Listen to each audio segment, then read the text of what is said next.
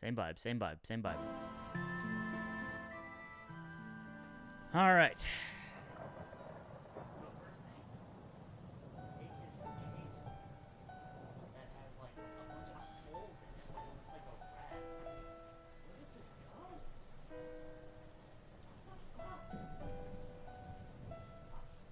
So much.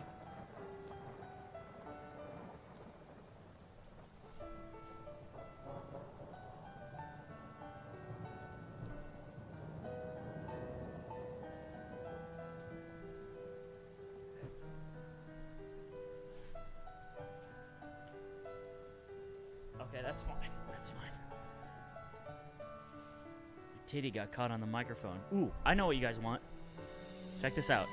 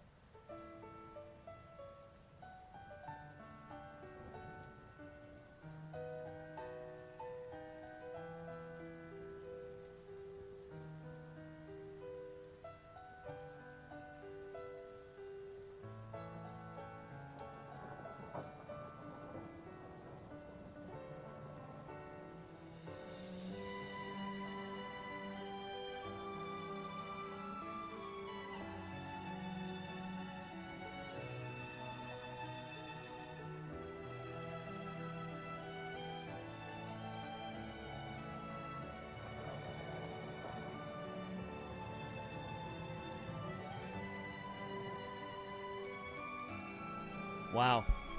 World of difference. More gain? Who knows?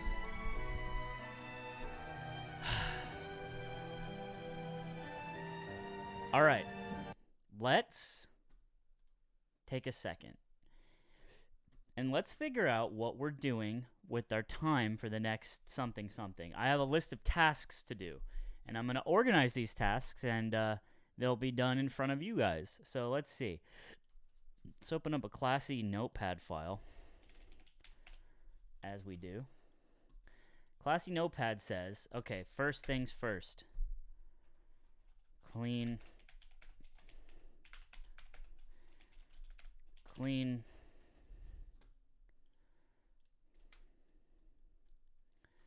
yogurt off of desk. This is done. Okay. You guys, This is crazy. Hold on. I think I can show you.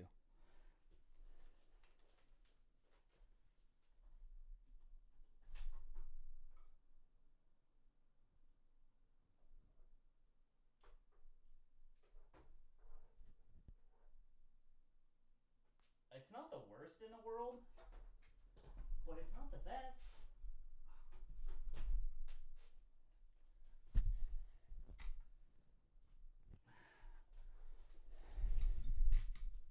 So, doing him dirty. Make sure I have my phone on me for Ludwig emergencies. Okay. All right.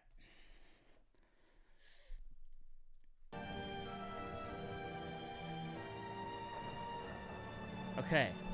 And then gift all the subs, which is, I believe, was it 21K 400, right?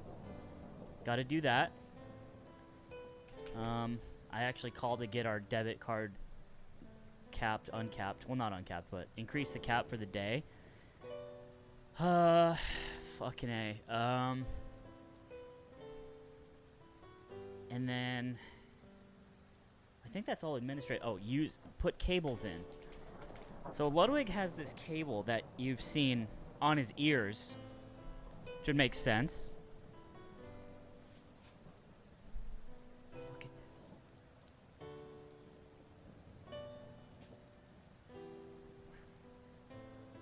And I got him a new one. He just doesn't care. I gave him.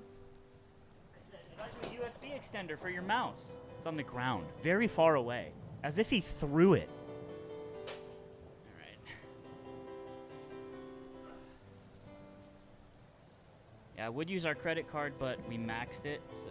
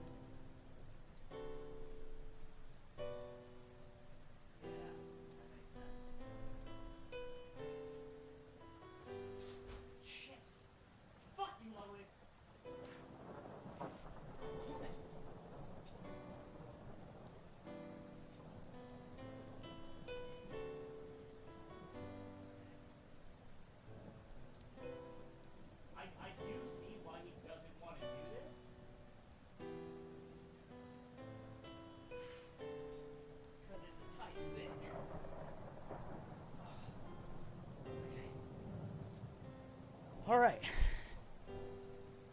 Got this nice braided cable. Can't fray. Take this.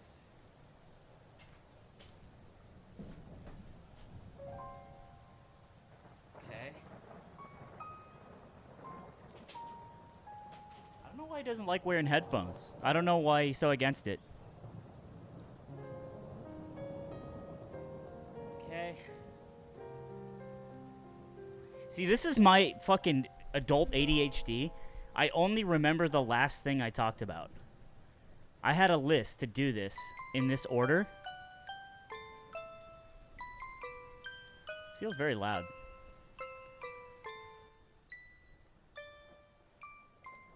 Okay.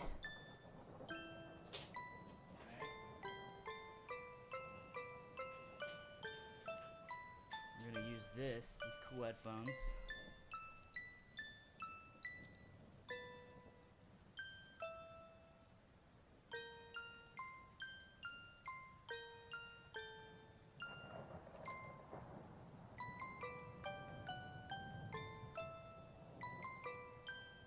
Cable.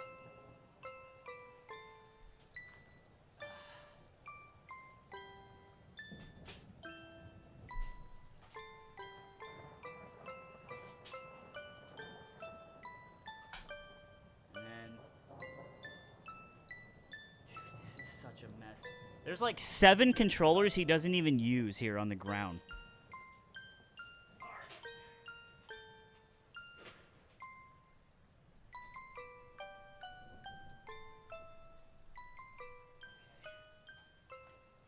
Ugh.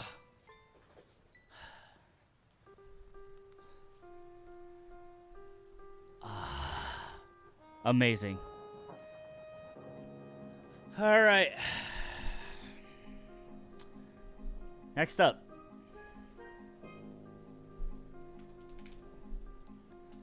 Yogurt. Be right back.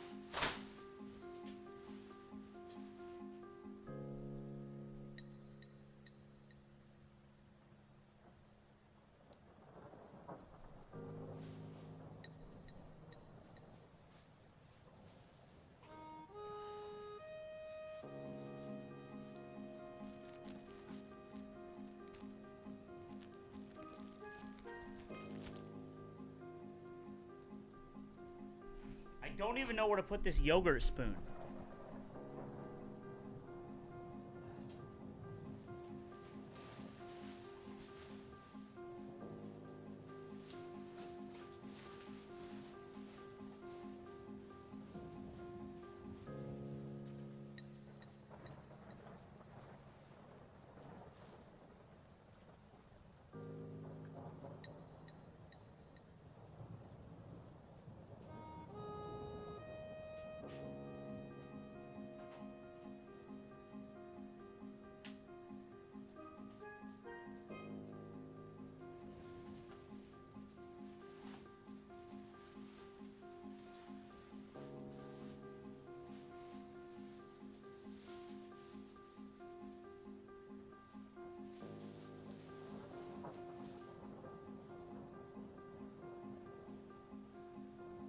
Salsa.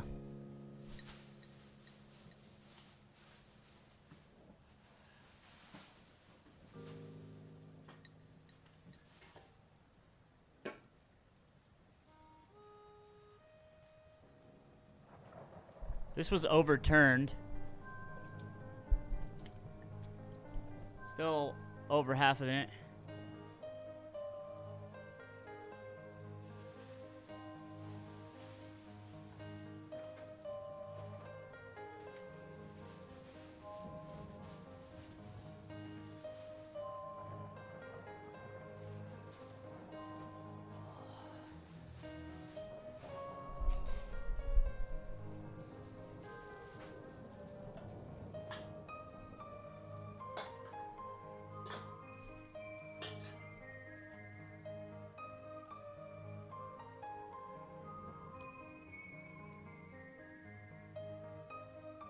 Focus! Not a streamer. Can't get it to do what I want.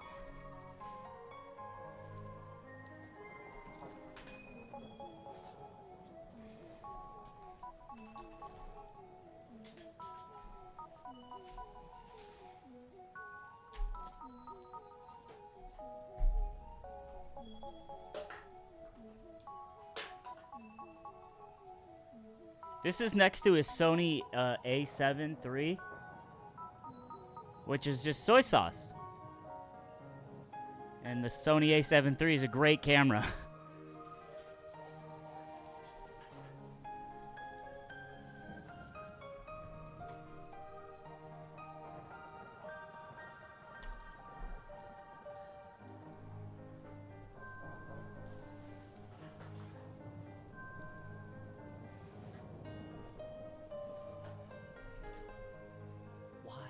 Why?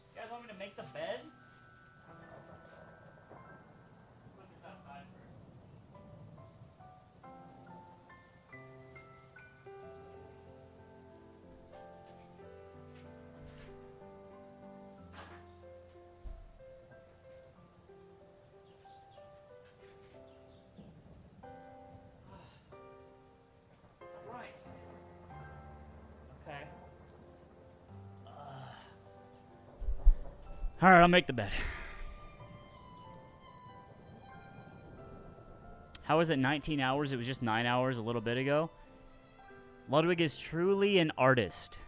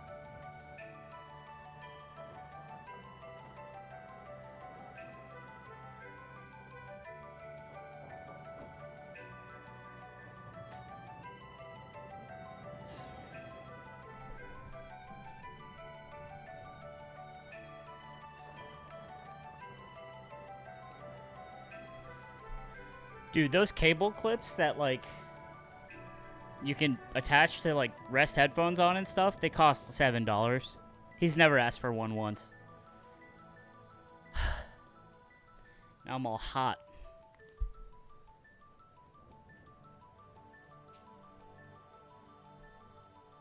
All right.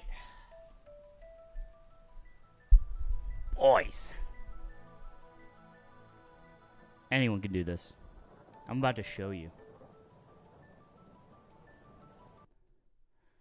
Where's his hype playlist?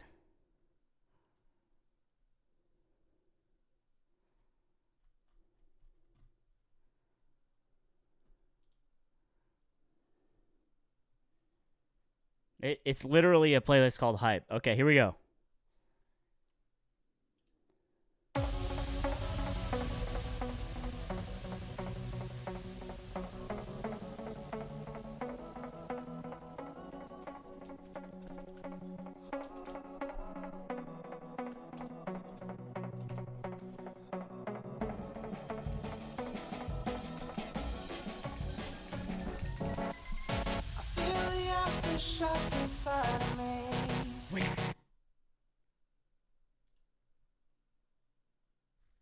Is that DMCA? This might be an old one.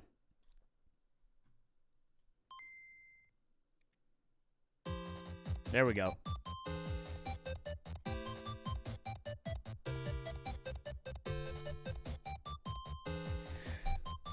Boys, I raised the limit on our debit card to be able to gift $21,000 and $400 also as well in subs, thanks to the Double XP Power Hour.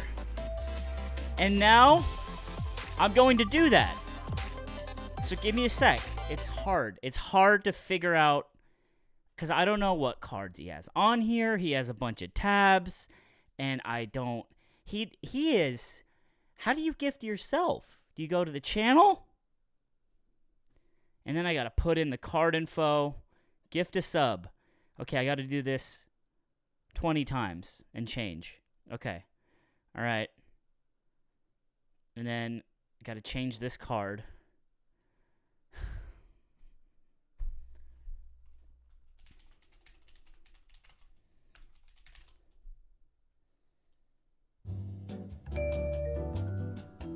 Please hold.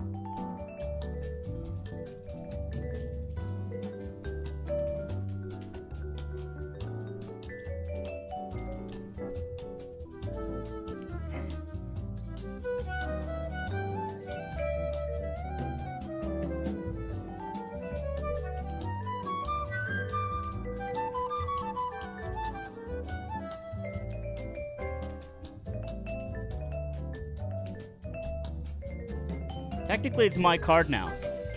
I'm gifting all the subs.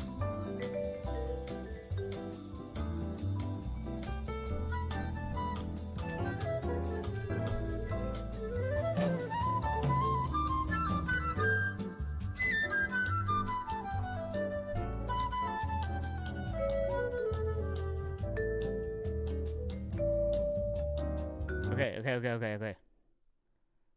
Boys! 20K in matched subs.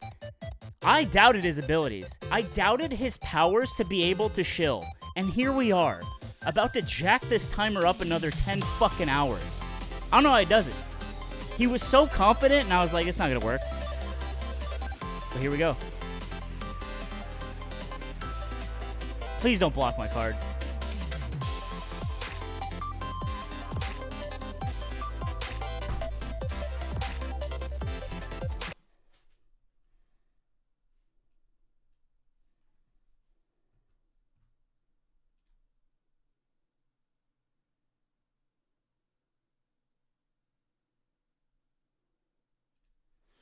All right, hold on.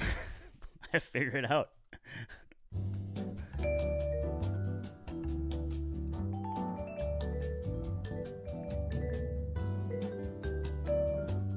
Check my email.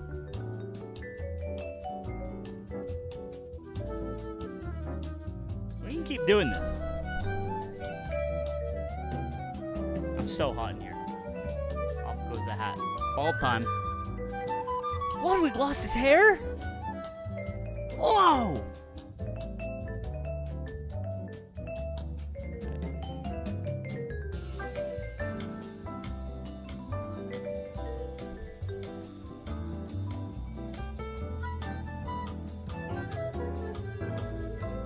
You piece of shit! Can we do PayPal?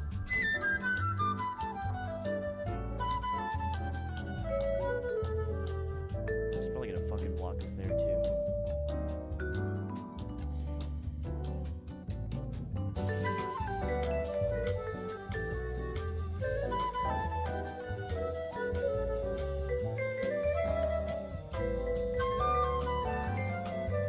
Pay with cash? How do you do that? Do you mail them fucking dollar bills? You could pay with a Starbucks gift card? You see this shit? That's crazy.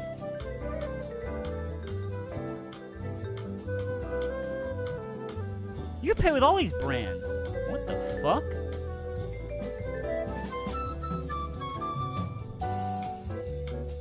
Alright, change payment method. Maybe I put it in wrong. This is what my day-to-day's like.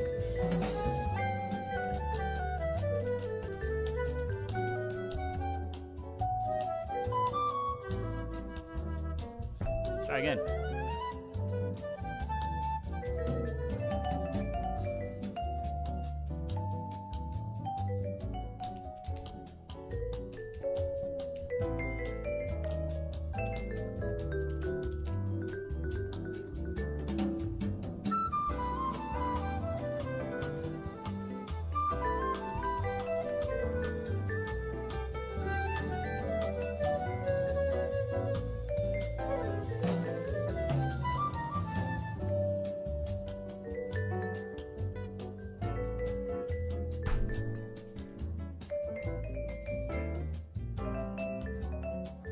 Fuck. See variations. Is that someone's name or is it glitching? Bugging. No, we're good. We're good. Yeah, I know the max you can gift is 100, but it's just like being annoying. And it's not sending me an email.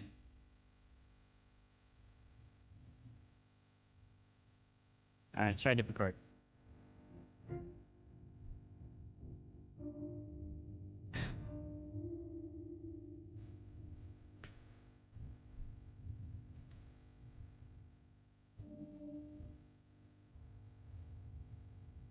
It's so hot in here. How does he live like this?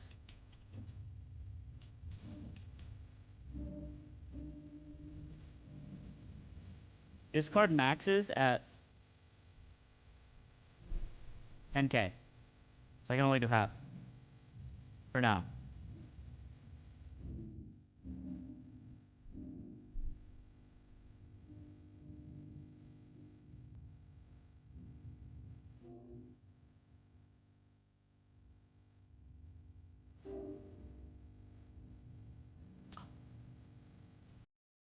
I can only do half, but let's go. Shit. Did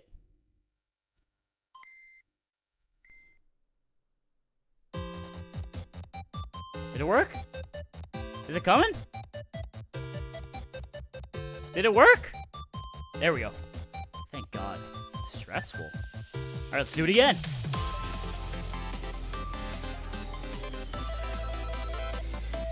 Till the bank stops us.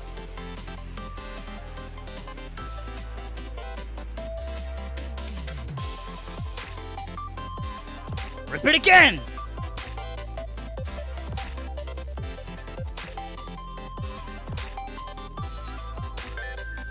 Number 4. They're gonna put a hold on this. They're not gonna like this at all. Number 5.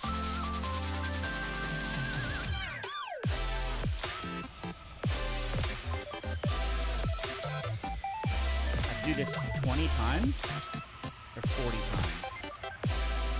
Number 6. Hunky slime.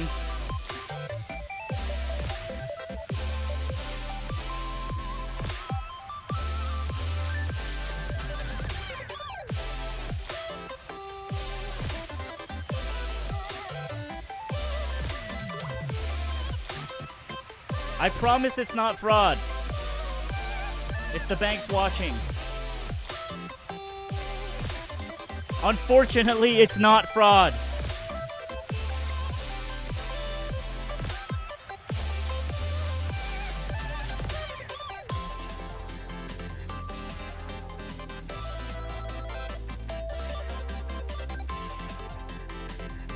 I don't know how many it's been.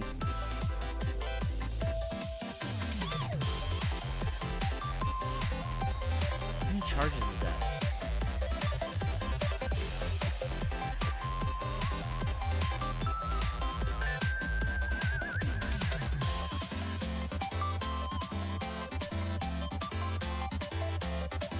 Does anyone know? How many times has this happened?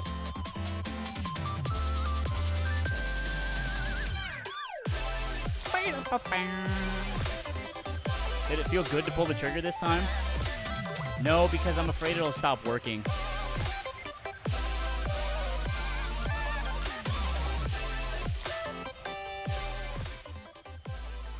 All right. Let's hold off there. I was so unlucky. You've touched my heart. Let's try again.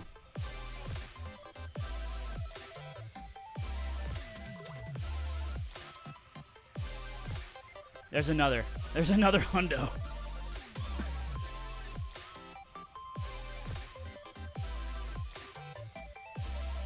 I'm unlucky too. Oh my God.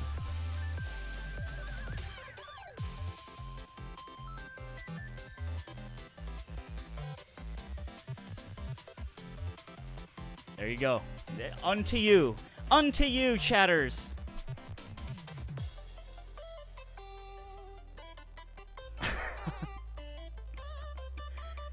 Damn, it's like actually having kids.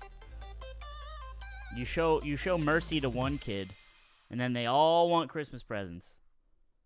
They all want them. Let's try again. Let's try again.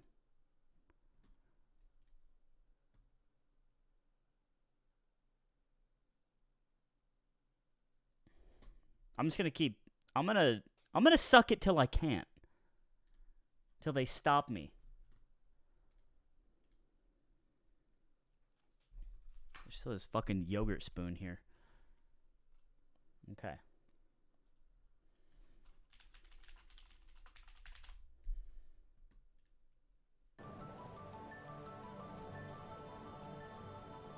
More. Dude, Ludwig has gifted 12,863 subs to his own channel. In, like, lifetime, is what it's telling me right now. That's so many.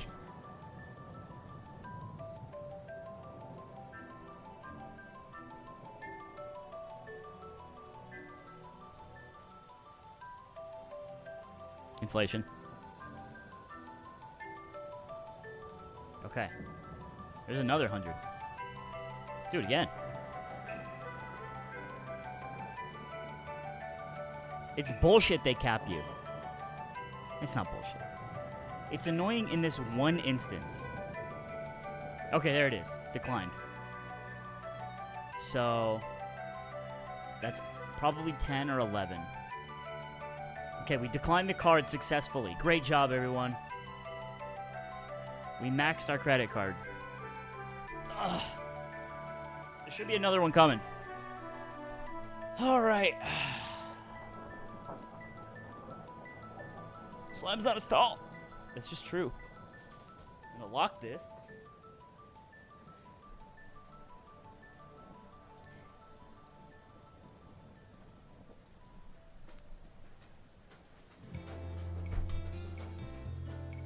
This is a great chair.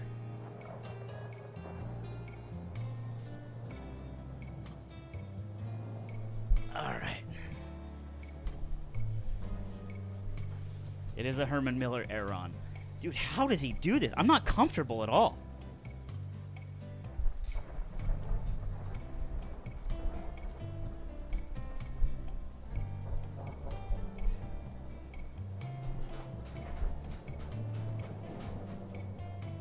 I wonder if I could break it with enough power. There's like 300-pound fat cat executives that sit on these chairs.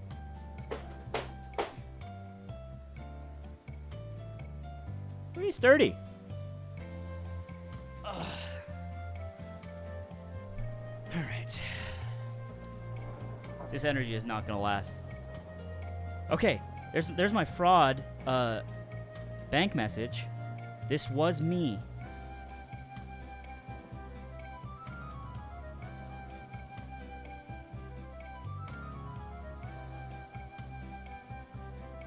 Okay. Yes, smiley face. All right.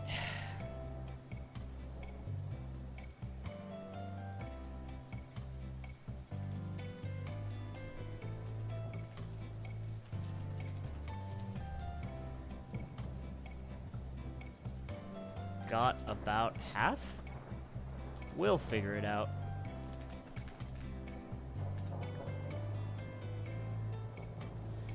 All right. I think our to-do list is done.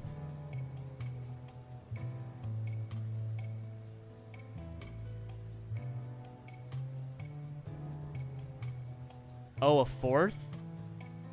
Wait, what's 5K subs? Is 10 transactions, right?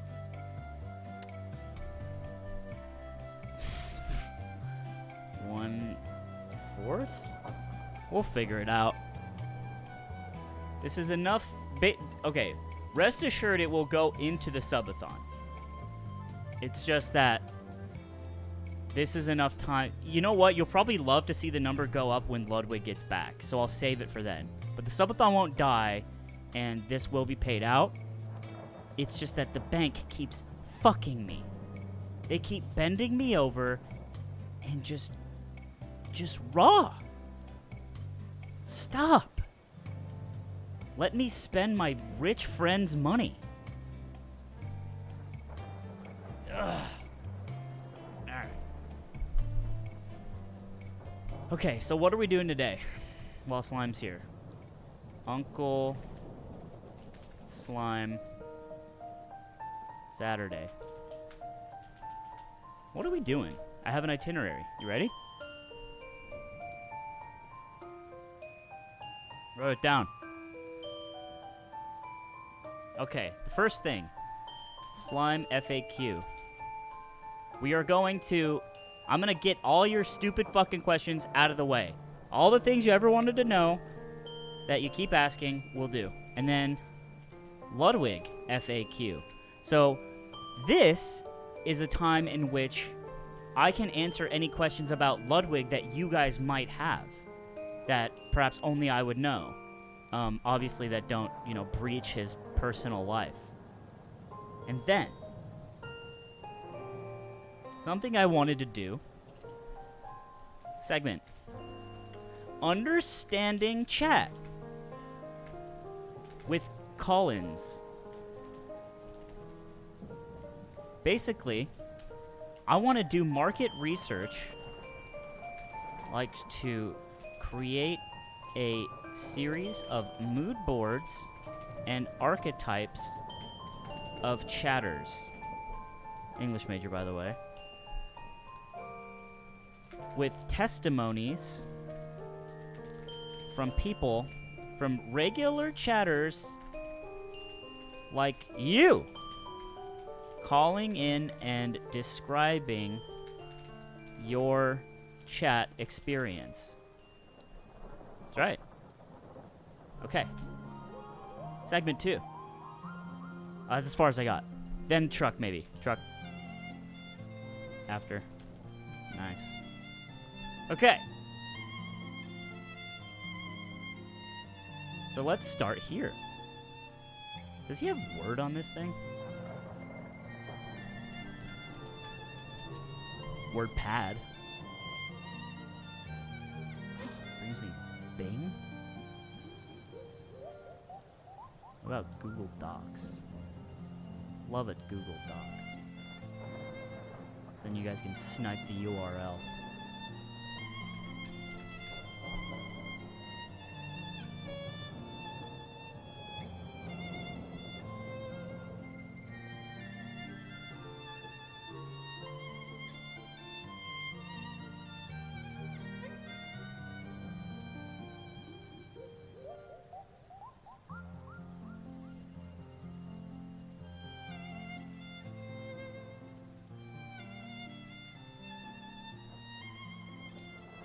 Redo this.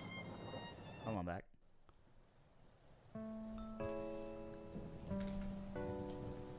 Okay.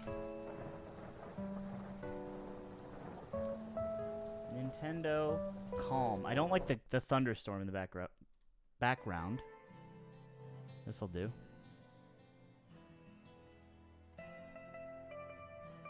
Okay.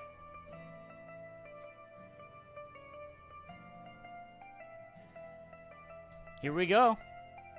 The first thing on our itinerary, once again, the Slime FAQ, frequently asked questions. That's what that stands for. Let's get into it. Real quick, this should be locked, but if someone snipes this, can they show me? Can they start typing? I'll give you time to write the URL.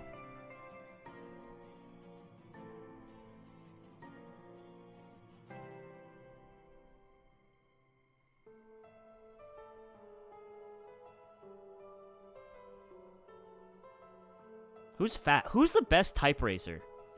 So this happened a long time ago. So we did a... I'm going to do a lot of digressions. I want you to understand that when Slime streams, he's going to get distracted a lot. Go into diatribes. It's kind of like the math teacher in school that likes to tell stories. You don't want to learn about math. You don't want to do any of that shit. So you distract the math teacher into telling stories so you don't have to do any work. That's me. All right. But so we did this roast of Hugo Gonzalez. So I produced this event, and I basically like, you know, when you produce an event, it means you like get it all together and you organize it from start to finish and all this stuff, and you hire it out, and sometimes you budget it. I actually didn't budget it. But anyway, this was Ludwig's like big breakout, right?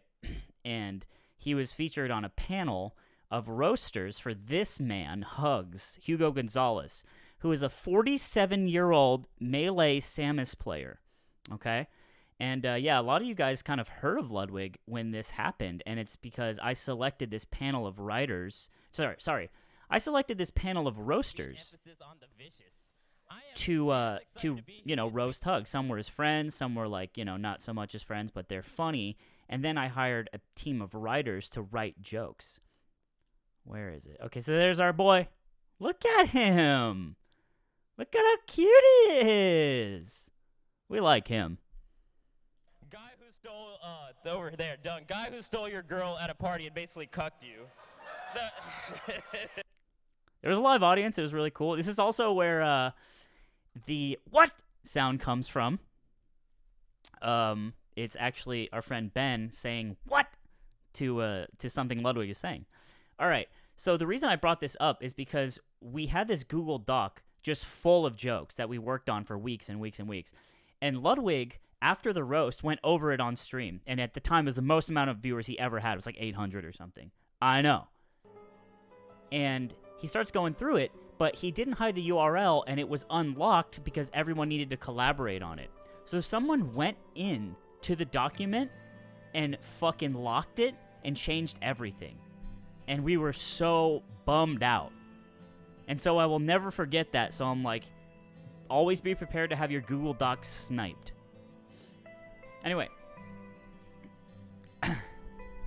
Yeah, close it, revert changes. And then the guy on Reddit, like, apologized. Sorry, I just thought it'd be cool. It's like, you just want to be noticed. That's what you all want to do. We'll get into that later when we dissect chat. But let's start here. Frequently asked questions.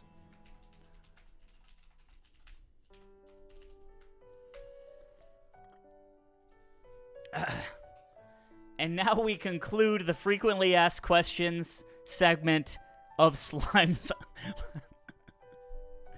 All right.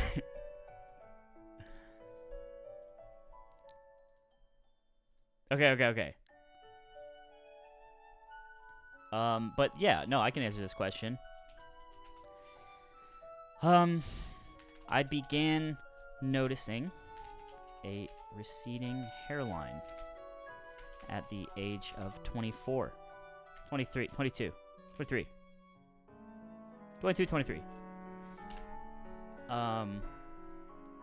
I was very self-conscious about it and wore a lot of hats. Before that, I slayed mountains of puss. No, I'm just kidding. I will say, guys, going bald isn't fun. You lose your identity as like a young person. It doesn't feel attractive, especially if you like got a weird head or you're a white guy, because like people who are not white just look great with bald heads, which is pog. And so you're just like, and it's really depressing and annoying. But let me tell you, my slaying intake hadn't changed. It has not changed. It doesn't matter. It just doesn't.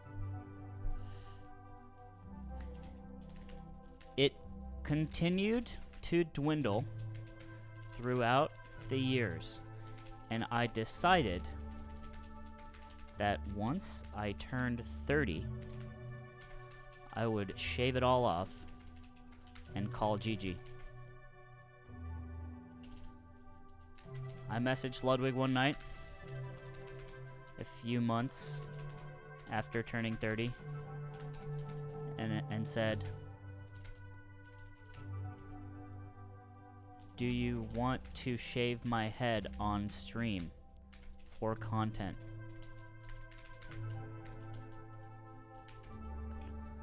He replied,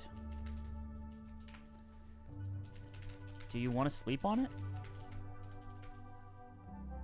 And I said,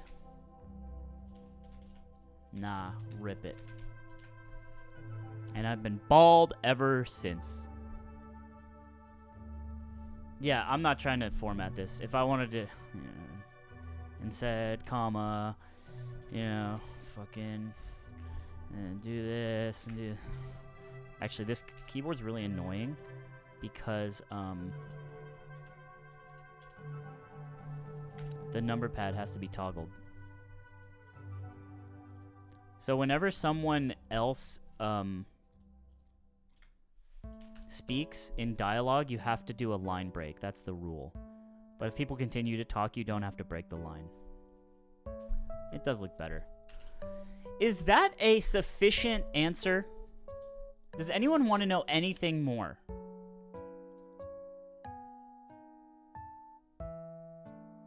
Oh, you got to indent too. We're not going that far. We're not going that far. This ain't a novel.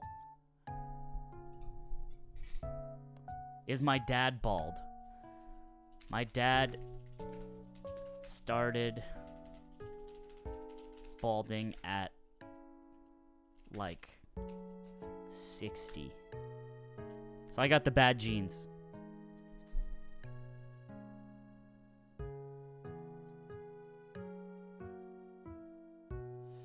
Have I tried growing it back out?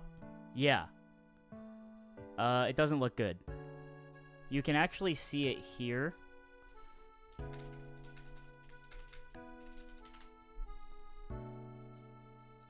This is me. I actually shaved it very short in October before this. And this is me getting up to October. This is from October to February 14th. No, it's actually a little bit before that, but either way. Oh, what? So that's what it looks like. I'm not with it.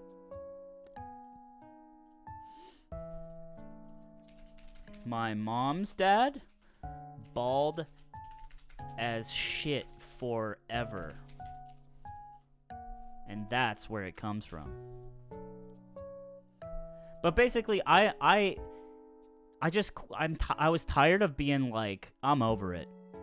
Or, like I'm trying to hold on to what I have. I never tried anything besides Rogaine. And Rogaine didn't seem to do anything. So I was like, shmeep shmop. And it's all good. It's okay. All right. I think we've covered that very, very... I know it's not bald, but... yeah. I think we've covered that in depth as we can. So let's move on to the next one. Who are you? It's funny, because this question seems to come way before this one. And what does that say about society? The Joker calls it normal bread.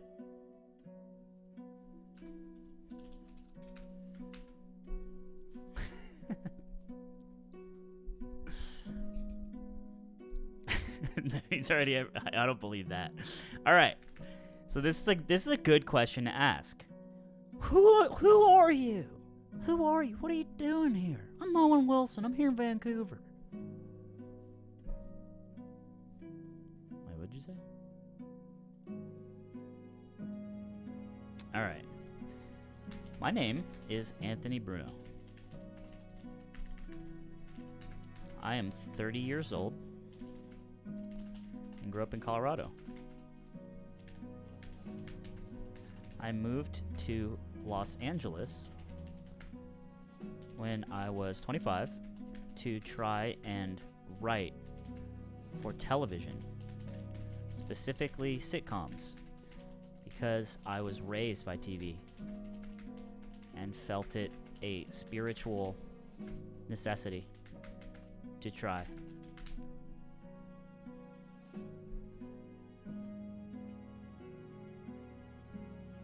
No, my last name is not Anders. Didn't you go over this yesterday of how a question pisses you off?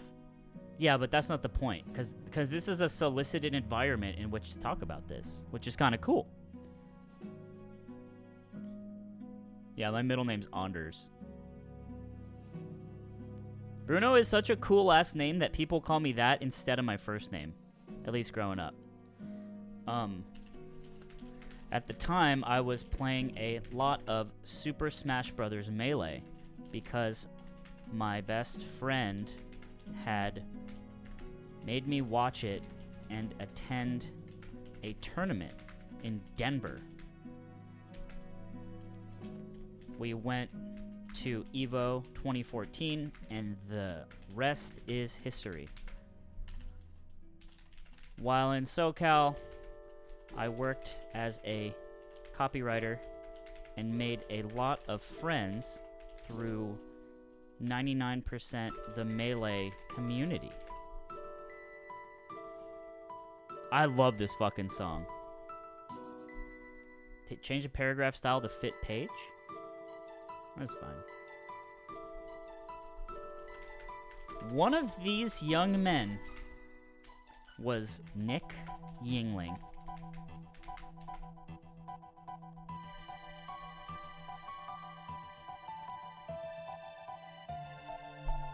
No, not Envy. No. Different Nick. Nick Yingling bridged the gap between some Southern California smashers and Arizona smashers, having moved there.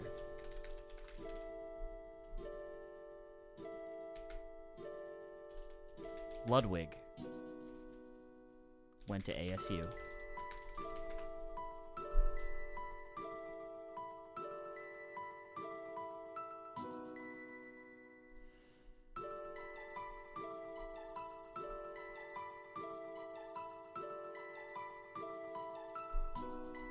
NorCal never relevant? NorCal never relevant. Pepe laugh.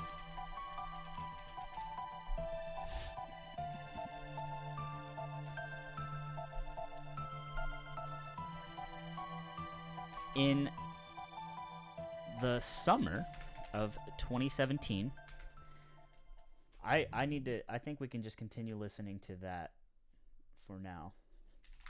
For this question. Give me 10 hours. Oh, an arranged version? Don't mind if I do.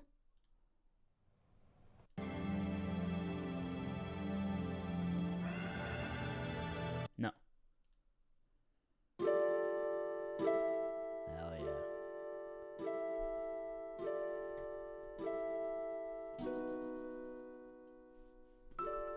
In the summer of 2017, a tournament called the Bigger Balk happened.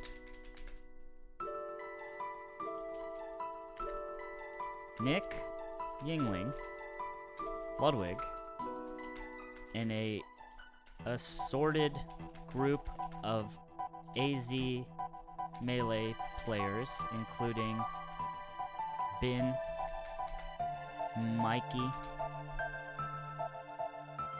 I think Andrew? Maybe Andrew? I don't know. Stayed at Neeper's house. And so did I.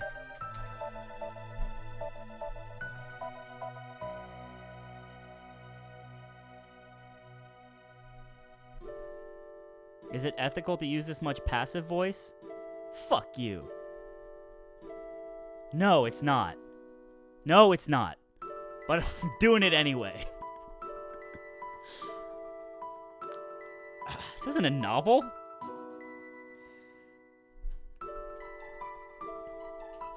I met Ludwig.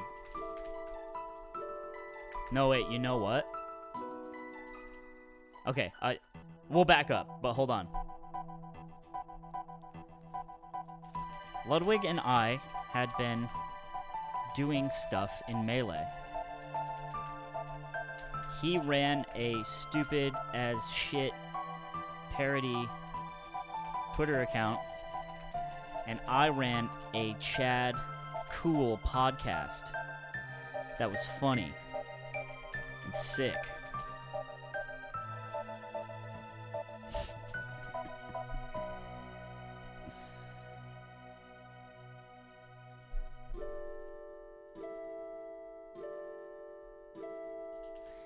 we both fancied ourselves funny lads, and somehow got put on for commentary together at the bigger bout.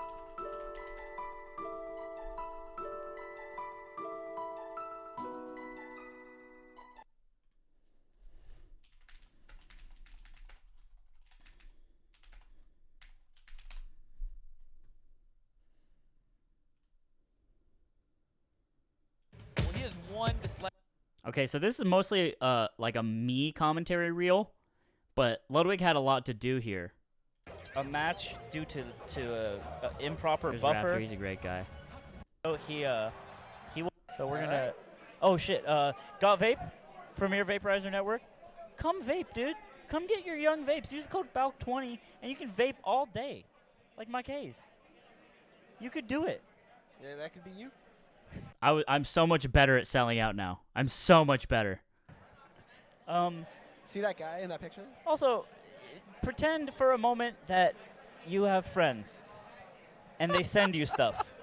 Be Throw honest. out the side B. I think that's one of the. So a lot of this just comes down to editing, you know? It's really easy to be funny when you can pick when you get out of the joke. But there he is. Ludwig Anders. This is Balky. Yeah, Balky, come on camera. Balky, come here. Come on, dude. Come here, Balky. Come here, Balky. Hey, Balky, how are you doing? So, this is he's actually not allowed within a school zone, but he has the costume on. So you touch him. So This is Balky right here. Admittedly, a joke that would become much more sad in retrospect. But that's the risk you take. How do you feel for the next? This is Combo Fest. He's great. I can see his He eye. has no depth perception. If someone were to shoot Nerf darts at him, he would not be able to block them No, successfully. he would get lit the fuck up. I'll just leave. Let's nap in public. Oh, you see that? You What? see that whiff? No, He just whiffed the fist bump so hard. It's slime. Don't listen to slime. Do you guys think, oh, is this Slime? I love Slime. Have you met Slime? I've met slime. I'm a big fan of slime. Okay, yeah, he's a legend.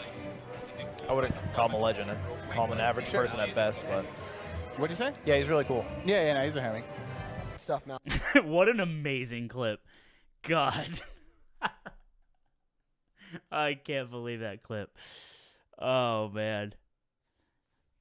Okay, so we're looking at this. We're kind of trying to figure out what's going on here. Oh, there's me.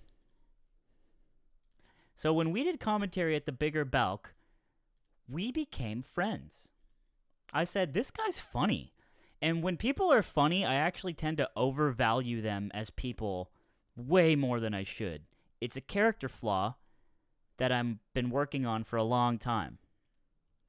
But we became friends. We became friend. And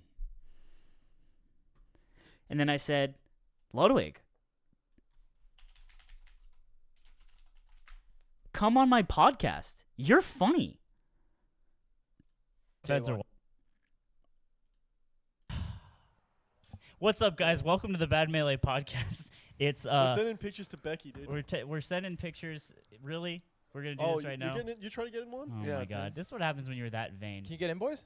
All the boys trying to get get in. in. Yeah, wait a I second. believe this is the Shill Gang photo for the team. Wait a second. Dorsey, get in. Get in. Anthony, can you make an effort? That's before he called me slime. He hasn't called me Anthony in 2 years straight. I'm chewed out now. Not about your tongue. I meant squeeze in. Sorry. Okay. So this is okay. So this whole podcast, if you ever want to go back and look at it, is actually dissecting Ludwig and calling him out for being fake when he's like trying to be entertaining, but then being like a real homie and like a real genuine dude when he's not on the camera. And I would make fun of him all the time for this. But because we still, we love him and he's our friend, like, it's not like we would put him down about it. We would just say, hey, you do this thing. We want you to know that we know about it, but you're still our friend.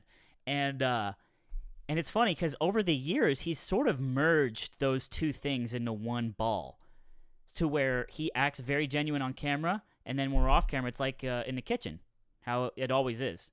I've said before that the shit you see us do in the kitchen and how we like try to catch that rat is 100% how it would go without the camera around, which is a good feeling. And then this one, now this podcast happened later. I don't. This went down to September because Ludwig came down again for Smash the Record 2017. I told Miles, I was like, man, Chroma bailed. We're going to have to, let's just put Ludwig on. We hung out all weekend. And he's like, fuck, man. Like, I'm so tired of Ludwig. And I'm like, I know.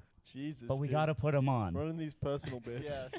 And then you asked Dawson, and he was like, Yeah, Dawson was Are on some you bullshit sure? too. Are you Let's sure talk you about wanna Dawson real quick. No, for the record, I was like seconds away from bailing, and I told him, and I was like, That's what I'm trying to say. You're on some You bullshit. seconds. Anyway, so this podcast had more to do with Ludwig being, I don't know. We just talked. It was more just he was a fun guest instead of like dissecting him as a person. And he had told us the Fist of the Brown Star is what I named this podcast episode because in college he would moon his friends with his butthole, his spread butthole. And this is a picture from Snapchat of the Arizona poop house. And in the poop house, the boys got really drunk and started fighting each other. And this is Ludwig holding Ben in a chokehold. And then Miles approaching to be like, you unhand him. Stop. You must stop. And it didn't go well. Ludwig at the time, again, very strong. And I tended to liken this photo to somewhat of a Renaissance painting. But this is the guy that says you're my mans. So the lesson here is that sometimes you're not his mans. And so we would go on to go to Smash the Record 2017, which was unfortunately a flop.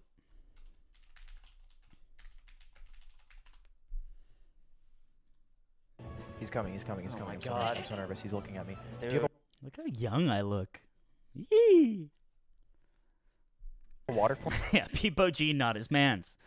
Do you have a So to this day, so me and Ludwig, I started talking to him. I'm like, these are my ambitions. These are my goals. Like, this is what I want to do. You know, I want to either write for TV or I want to produce a show. Like, let's fucking do it. We can do it. We can get a budget going. Let's write something together. You know, let's build something together. Let's build. And he's like, yeah, let's do it. And what happened was I ended up getting a job very shortly after this at Beyond the Summit because I made funny videos.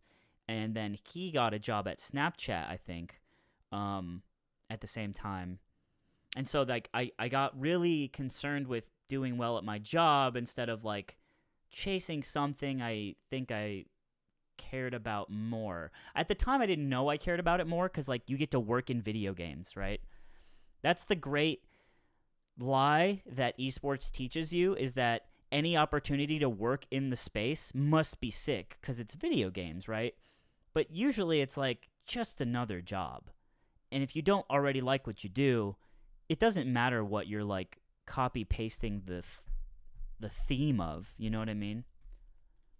water for? Yes, work is a lie. I don't have a water for him. Pour my water in your water. So Okay, so funny enough, at the time, this Smash the Record featured a TV writer who wrote for the show. Fuck, what was it called? Old Heads. What was it? Elementary, which was a Sherlock Holmes like spin-off or something. And we had this funny idea that we would just like try really hard to impress him, but over the top in a way, right? It's a bit. And we ran probably one of the funniest bits I think we've ever run. We just bounced off each other so naturally, and I was like, man, this guy's cool. Ludwig, not the other guy. he's coming. my I'm God. so nervous. He's looking at me. Dude. Do you have a water for him? Do you have a water for him? I don't have a water for him. Pour my water in your water so it looks like a full one.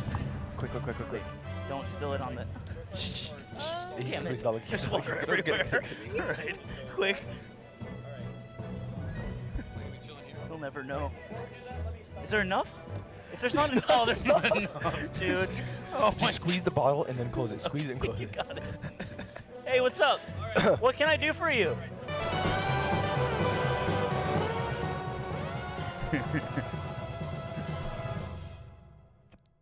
Look at him pop his out. That's so cute. All right. So this is just us being jerk offs, just being goofs. And then he puts the funniest bit at the end when we come back to it. Going to work. That is not going to get us. Wow, jobs Ludwig, at that was a NBC. great input. Don't do Yeah, that. Does the character sort of become her, or the writing comes? Oh yeah. Okay. So I think it was Cherry or Gimmer telling us like how to talk to this person because they wanted to come on. Satellite. Who's in the satellite? Who's in the booth? Do we got anyone in the booth? check? You got any booth members? Is there anything going on right now? Dude, he looks like such a Chad. He had like his cut and his like his snapback, and he literally looks like someone who would bully me. Yeah, Jeff. Oh my God, Dude, that'd be really that'd be so cool. sick. We're both writers. We have already known he's coming, by the way, so we're just faking this interaction. Oh my God.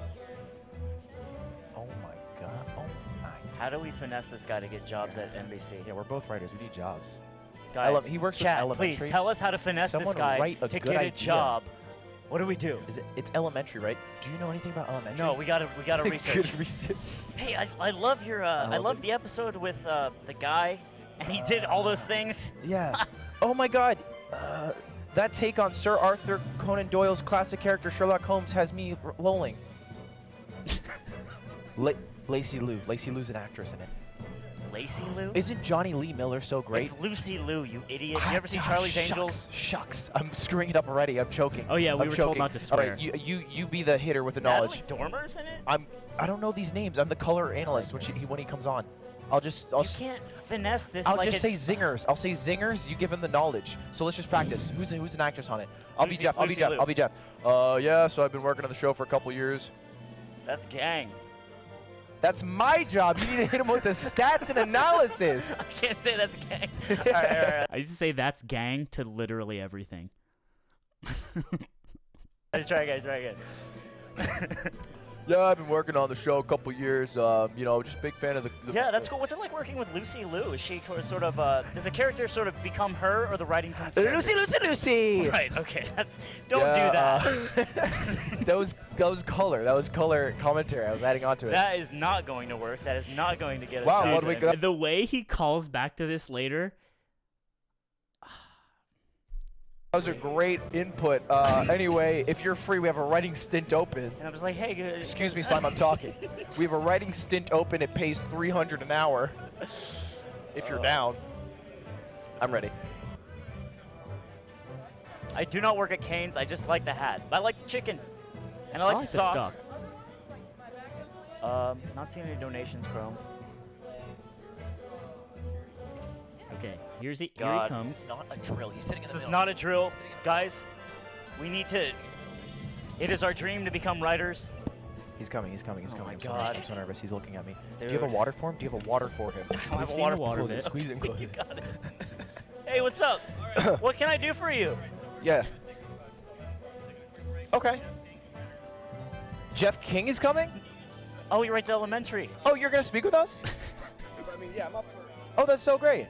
That's really Great. cool. Yeah. We'll just go to a break. That's great. Go to a break, and we're going to go to a break, guys. We'll be back in a moment Yeah, with what? Jeffrey King. He's the writer of Elementary. Writer of elementary. So give us See just you one guys moment. later. We'll be right back. Stay cool. Everyone stay cool. Chat was very cool. What's up, guys? Bald King? Move the camera just a little bit over. Move it a little bit. Maybe zoom out. Yeah, zoom out, move the monitor. Get everyone in here. Yeah. We got a happy family going on. We're so cozy in here. This is Yeah, nice. this is cozy. This is where you guys hang Little out. coast. Out Yeah. here. Nice. I like it. So how? Jeff, first off, how are you doing? He took it from me. He's so much better at this. He fucking. I was thinking, like, I was processing, like, okay, like, how do I begin this? I really didn't think about it. I got kind of caught up in the coziness and all that. And he says, "How are you doing?"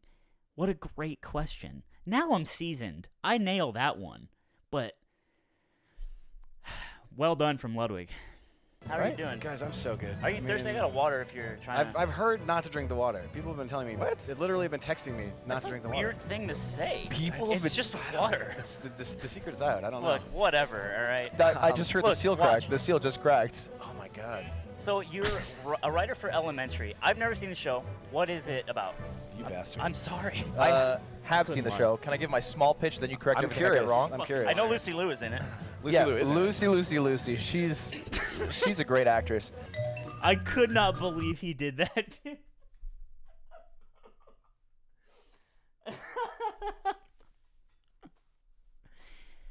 So yeah, he was just kind of cut out for this, man. So yeah, that was in 2017, and as you guys know, so we can establish the timeline here too. But really quick, I also want to put this out there. So this is like what I blew up with. I ran a podcast that got like 5,000 viewers a week, and it was like whatever. But then I had this What's up, idea. So I'll explain, and Ludwig's involved in this, so I'll explain what's going on here.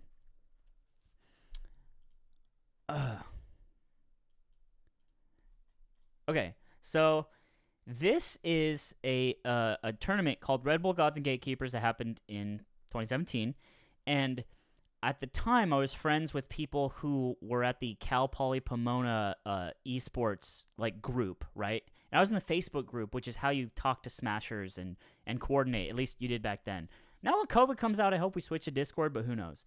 Or not when COVID comes out. COVID 2 drops. When COVID's over. But what happened was that someone in that chat was like, or in that group was like, hey, I got a bunch of media passes. Because I think Newegg used to do a lot of shit with Cal Poly Pomona, and they used to just kind of get a lot of esports like opportunities, despite being a school about horses. And so someone was like, we have a bunch of media passes for this Red Bull event coming up. Does anyone want one? Whatever. And I just said yes, because I was like, oh, if I get one, I could pretend to be a media guy and then make fun of smashers, do like an interview thing and film. Like I had the whole idea in a second, because I watched a lot of Joe Goes, which I believe is they go by a different name now, and I'm sorry I cannot remember it, but that's just what I remember the videos as. If someone could correct me, that'd be great. And so, but basically, Man on the Street, Lily, thank you, Lily Goes, and those videos are goated. And I was so like, I could do this. Like Man on the Street is very easy. So I had this idea, and I played it out. And I went to this event. I asked my friends to like write a bunch of questions that they think would be funny. I wrote a shitload myself, obviously. And I was like, this is my idea. You know, I'm going to hire a cameraman. I hired a cameraman named Blanksy, who his name's Adrian. I believe he still works at Smash GG. Great guy. And I just ran it. And so what I did is I wrote down all these questions and then anticipated all these answers that would come from the questions, and then write responses to those. So basically I had this like backlog of answers ready to go based on how I think they react, and anything else I could just, think up on the fly. Yeah, it was Banksy. And so what would happen is I actually went to this event, and then they heat checked me. They said, where are you from? And I said, Cal Poly Pomona Esports. I didn't go there. I just knew someone that was there. They made me bring up my YouTube channel, which had a podcast on it. They like ran me through the ringer. I barely got in. And then I interview all these players. I finally get in, and actually I have an interview with Leffen here. But what happened was that Leffen's like manager and like a Red Bull person was there watching me. So I couldn't fuck with him. The timer's... Oh, it got jacked up. I thought it was gone. So I couldn't fuck with him. So I gave the most esports interview of my life. And my cameraman at the time, he said, dude, you looked like you had a bomb strapped to your chest that whole time. Guys, Slime from Bad Melee here at the Red Bull Smash Gods and So Gatekeepers. I go through this, and it's basically just intercut interviews. I actually got a Crush interview, which was huge. Now, the way I finessed this was Matt.Zeb, who is a crypto god now. I told him, because they're from the same region, and I said, how do I get an interview with Crush? He's like, tell him you have a kimono for him. And I was like, what? He's like, yeah, just tell him that. I went up to Crush. I said, "Hey man, would you be down to do like a esports interview for my channel?" And he's like, "Nah, man." And I was like, "There's a kimono in it for you." He said, "Let's go." And I got this interview with Crush, which was huge. How do you expect to do in the tournament? I expect to make it out in winners. What is your typical? There was a joke before that. But yeah, so basically this whole thing was a finesse. Hugs knew me, but like Plup didn't know who I was. Toph didn't know who I was. Crush. Mango didn't know I was starstruck. Mango didn't know who I was. That's why his segment's actually not that funny, because I can't, like, he's the only funny one. I'm just kind of like two in the sauce. Yeah, slime fan. And so yeah, and I just finessed this. So this was originally a 15-minute cut. But before this, I got nervous. I was at this event, and I was like, I don't know if I want to do this. Ludwig, you should just do this. Here's my question sheet. You're better on camera. You're better looking. You can just do a funnier version of this. I just want to see the idea happen, right? Like, let's just make it happen. And Ludwig said, no, just do it. Just don't be a pussy. Just do it. I don't need to do it. And I was like, okay. And I did it. And this, like, set in motion a series of events that got me one of the coolest jobs I've ever had, and then the second coolest job I've ever had, which was working for Ludwig. And I also, this was a 15-minute cut. I sent him the cut. He's like, it's way too long. I'm like, okay. He sent me an edit back. I changed some stuff around there, and then I posted it. And it blew up. And then I did another one.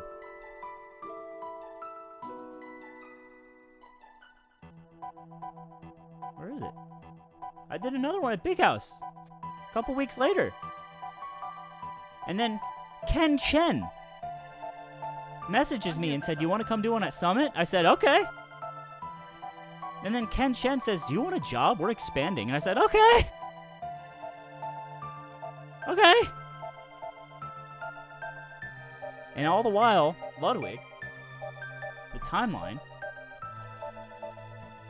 I got a sick job in esports,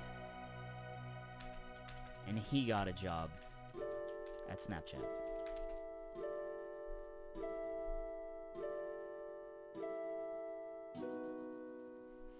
And there was resentment there, because Ludwig helped me a lot, and I was the one who ended up getting a job. And then I would make fun of him for not being funny enough on Twitter, because his Twitter used to suck. And it wasn't nice. But it wasn't out of ego or anything. It was just out of wanting him to be funnier. I stand by that. Anyway, in 2017, December, Ludwig is depressed.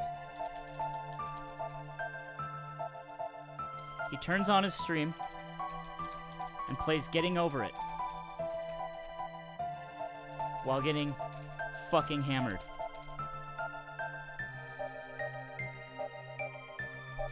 Any Dockers?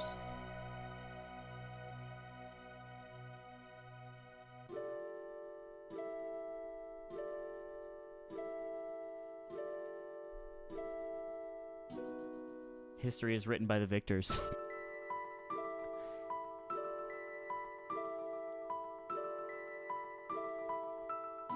And here we are now. So, what happened? He just kept... He said to himself, I'm going to try to stream. Because he lost his job at Snapchat. And he was like, I got to make money somehow. I can stream. People watch. Started getting more viewers. More and more and more. And then my lease was up. You know, I was living in Nieper's closet. And then I think we wanted to... Me and Nick... Well, I had a job at BTS. And then Nick, who currently lives with us, got a job at BTS over the summer. And we were like, we should move in together because we work at the same place. And they were like, what about Ludwig? Like, 3 people, like, brings down the rent dramatically. And so I messaged Ludwig. I said, you want to live with us? Me, Nick, whoops, and Ludwig all talk about moving in together in mid-2018. Ludwig has decided he wants to be a streamer. And I told him, yeah, you should live with us, and whatever you want to do, like if you need to be loud, if you need to do this and that, you need space, like to do stuff, it's all yours. Because I live like a rat. I'll do I don't give a shit. And Nick's chill. And yeah, we'll just support whatever you need to do, because we need a third roommate, and you're a friend, and it sounds like fun. And there it is. That's it. And then he became the biggest streamer on Twitch.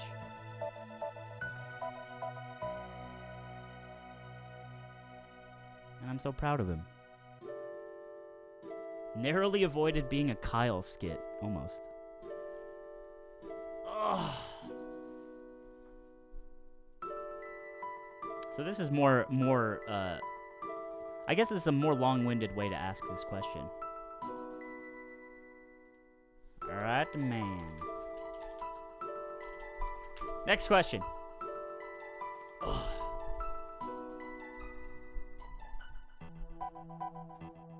I didn't finish. I don't think the rest is necessary, because you all know it by now.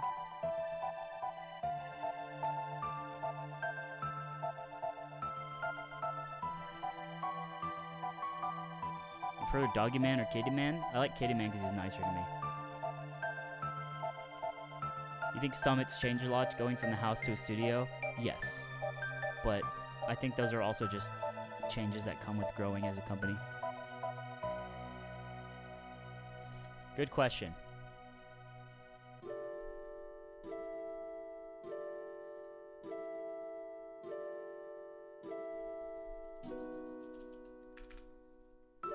I guess I didn't finish it. No. Like, why the fuck am I watching you? There we go. Ugh. Intermission. I'm gonna get a drink. Oh, he didn't stock the fridge for me. I fucking take it all back. Fuck you, Ludwig.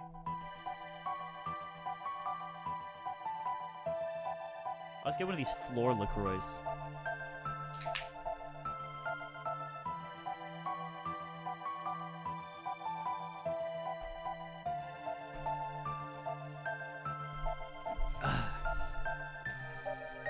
In June of 2020, I had become bored with my job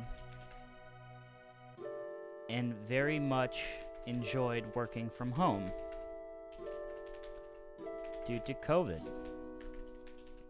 I recognize that I am very fortunate to still have had a fucking job. But hey.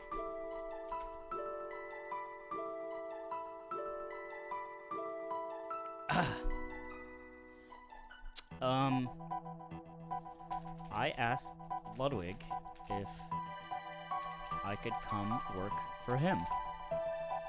I made a Google Slides presentation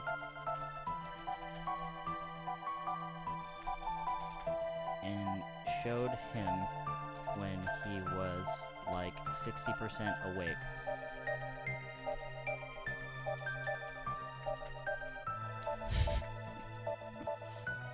I think I still have the Google Slides. Hold on. That would be really funny to see it. I have to like log in and shit though.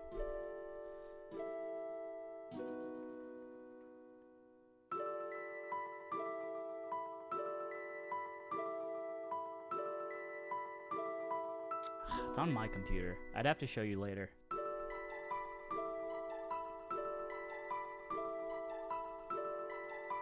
No, Double XP weekend is over.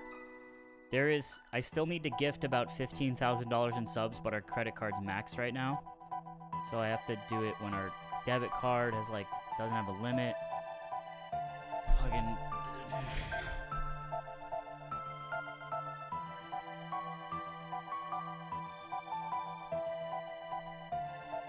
Show now. Don't yell at me. All right.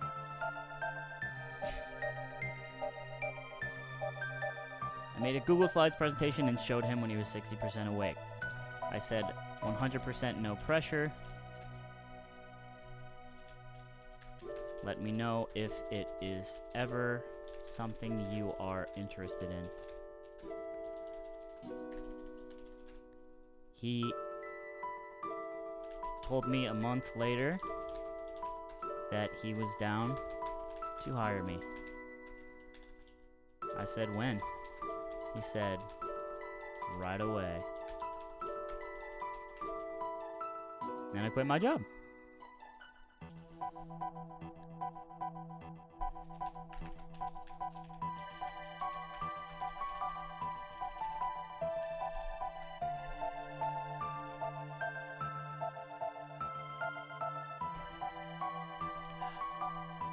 Was anyone else working for him at the time? No. I mean, not like a full-time employee. He didn't establish the LLC until later on. No, until earlier on. I think it was around March. Okay, real quick. LLCs don't really change much, except they allow you to, like, hire... Well, okay, they change a lot, but they don't change a lot. It's weird. You can hire people, you can employ them, you can become a business entity, but at the end of the day, you still pay, like, the amount of money as you would if you were an individual. It's very interesting. The LLC is just like a function of expanding into a business entity, and then the level past that is S Corp, which is what we are, which is what we became this year. And taxes function a little differently in an S Corp in that it contains shareholders, and then you receive corporate distributions as your payment in addition to your payment as a full-time employee. And that's a way in which to reduce your overall taxes that you have to pay on money you earn. But it's like really fucking weird. Our accountant does that. I don't do that. But I manage the day-to-day.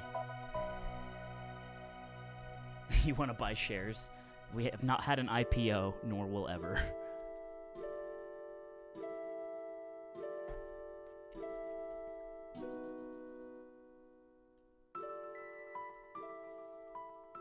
That. I still don't get it.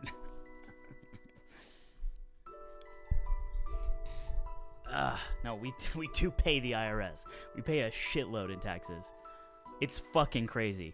It's more money than I'll think I'll ever make in my entire life is what he's already paid in taxes. Because I don't want him to be in trouble. That's my job. Okay, so, what is my job? I manage many aspects of both Ludwig's day-to-day life, as well as the company's day-to-day. For Ludwig,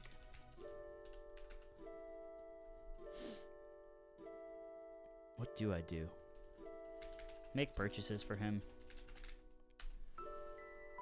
Organize his sponsorship obligation schedule. Remind him of obligations.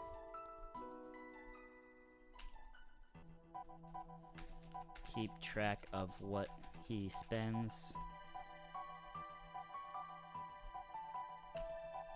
Handle his daily, handle annoying shit, like insurance, and DMV stuff.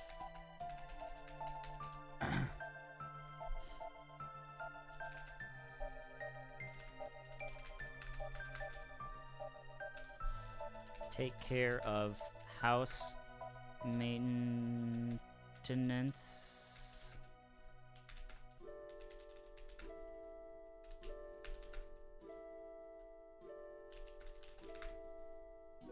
I have a huge fucking filing cabinet.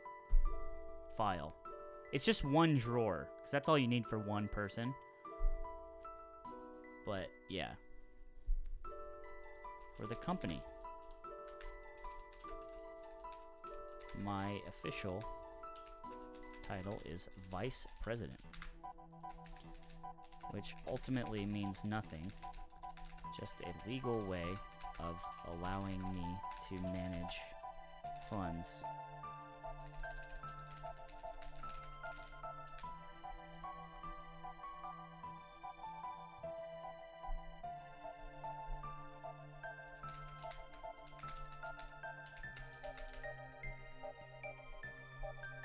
Yeah, because for a corporation, you need to possess all these, like, special roles within the company. You need, like, you need a treasurer, or no, you need a secretary, you need a president, you need, like, all these roles, and it needs to be documented and official and understood, which we've all been compliant with. Ludwig just fills all of those roles. And, yeah.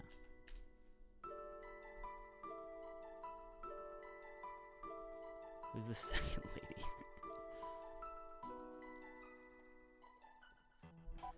So, in reality, I am a day-to-day bookkeeper, which means I observe and sometimes execute all transactions, document them, and organize them.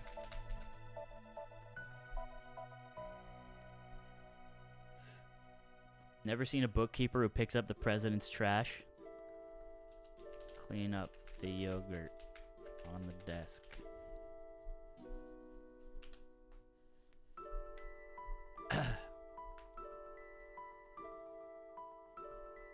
Oh, that's a good one, yeah.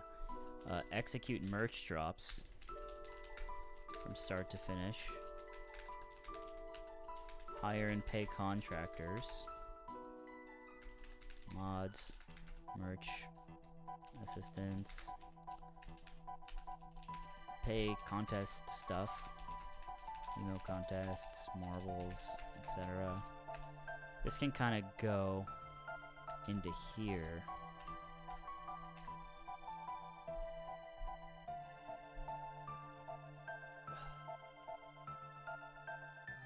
I sound like a more elegant Charlie from It's Always Sunny.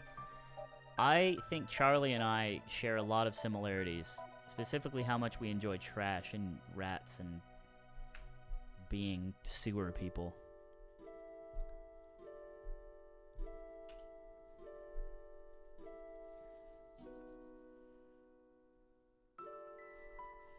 Sometimes I'll have to just go drive and get shit for him. So a lot of this just falls into personal assistant. This is a much more, I guess, responsibility heavy role in which I know at all times how much like money he has. And therefore, you know, what we're able to do, what we're not able to do, all that stuff. I go over his contracts. Sometimes help coordinate for sponsorship obligations. And the final thing, this is for Ludwig and the company, I guess, appear on stream. For content. Much to the chagrin of Dickweed74 in chat. That's right now! That's something you do anyway for us? Yeah, man. I said, fuck you. All right. How did you establish boundaries as friends and employer-employee? We didn't. But I think that someone also asked, like, how has this affected your friendship? It hasn't. Because I think we're very good at explaining ourselves and articulating like what we need, what we want, and there's no like we just trust each other. Like, I'm never gonna steal from Ludwig, and he's never gonna like fuck me over. It's just, our friendship is such a strong bond that it makes all the job stuff easy. We trust each other.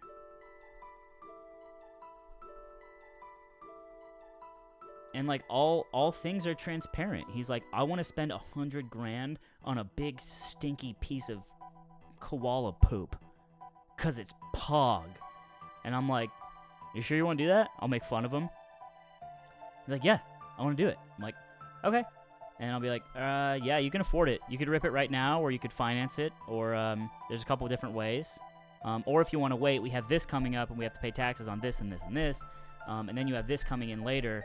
So if you want to get it now, it's kind of a pain in the ass, but you can do it. If you want to wait, that's probably easier, but you don't need to. That's how it goes. That's it. And fuck some Redditors up every now and then. That is not part of the job. Hey, man. Yeah.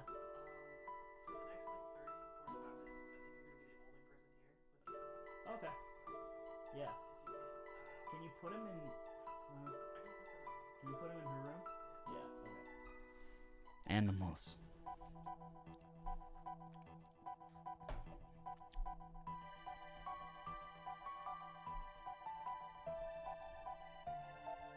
What was the capo on Shroud? Usually I love being transparent, but for content, I can't crack, and I can't leak. Do I work for Cutie as well? No. I helped her with some merch stuff, more just like gave her advice, but it's like, it's really informal. Like, I'm not looking for a fucking payday. People have called me a parasite. Like, riding the coattails of my friend's success, which is crazy, because it's like, it's just so far from that. Like, I could live in a closet and do whatever, or I could live in Ludwig's fucking content mansion and do this too. Like, I think people love to assign these weird, nefarious narratives when all we do is I tell him how many hundreds of thousands of dollars he has, and then we watch a movie together. And then we play Valorant, and I mauled. And that's life. And it's great.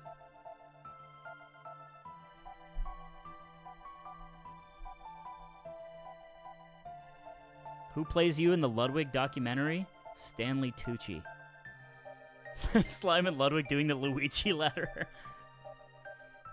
Talk about sponsors, what they want most of streamers, number of viewers, or track ad clicks and also purchases. That's a good question.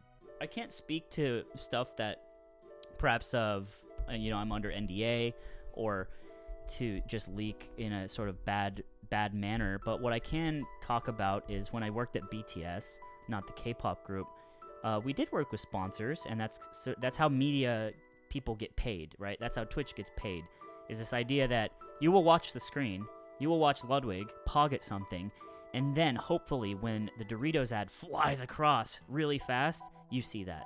And Doritos is bankrolling that. And that's where all the money comes from. So, as far as, there are brands that are getting much smarter about the power that influencers have. For one, paying them a fair rate that they'd pay on, say, like a fucking TV spot or something. But also understanding what an influencer is capable of and what they aren't. I'll tell you something about influencers. They are the laziest fucking people I have ever met in my life. And I understand why. They have their job is to get up and just turn on the stream, and they don't have to go anywhere, and they don't have to do anything.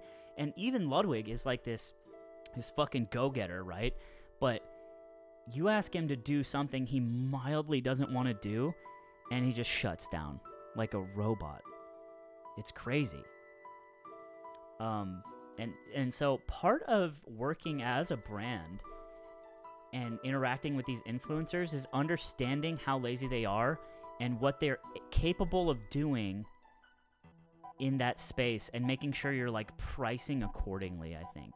Because if you meet an influencer that is willing to go the extra mile for your brand, I think like Ludwig does, like sometimes he'll half-ass an activation, but it doesn't feel like that because he's a good influencer, right? He just makes you feel like maybe you're watching a stream where it's like fucking Oreos are flying across the screen, but it doesn't feel like that, and that's really important. And that's what they value, right? So if you can consistently prove to them that their brand doesn't feel like it's being ham-fisted into something, then they'll value that, and they'll call you back. But there's also the idea of representation in agencies, which is more complicated, because if you're a brand, say I'm Dunkin' Donuts, I don't want my Dunkin' Donuts guy to have to research Tommy Innit to find out if Tommy Innit is good for my brand. What you do then is you talk to Tommy's agent, and Tommy's agent is the bridge between understanding Tommy and understanding donuts, and he's the one who can be like, hey, this is what Tommy can do, this is what he can't do, this is how much he needs, this is how much he's asking, all that stuff. But Ludwig typically acts as its own agent because he understands marketing, so it makes him kind of this extra powerful force who is able to work both sides of it. So that explanation kind of got away from the question, but that's what's going on here. Brands understand the value of influencers, and they are still underpaying them, which means they are going for it. But I think it's going to level out soon as these influencers start to understand their true value and get as much as I think they deserve in terms of relative to TV rates or something like that. So, yeah. How much do Stans and Atrioc do company/sponsor-wise? So Stans, Atrioc, and Ludwig, they are part of Off-Brand, which is a... You know, I would probably let them explain it because they know it better than me, but they facilitate deals themselves, which is very cool because obviously Atrioc, marketing guy, Stans, marketing guy because he worked in esports, which is marketing, by the way. Never forget that esports equals marketing. That's always how it's going to be. It doesn't matter who's... Dude, if you can get more viewers from Ludwig taking a dump on his keyboard during a Valorant game than you can while fucking Tens is actually going insane on Jet, if you can get 10x more viewers, that's more valuable. Well, maybe not taking a dump. It's got to be family friendly. You know what I'm saying? It's all about the numbers, baby. That's why you guys are just red numbers. And that's all you'll ever be. Unless you make it. Will you make it? Who knows?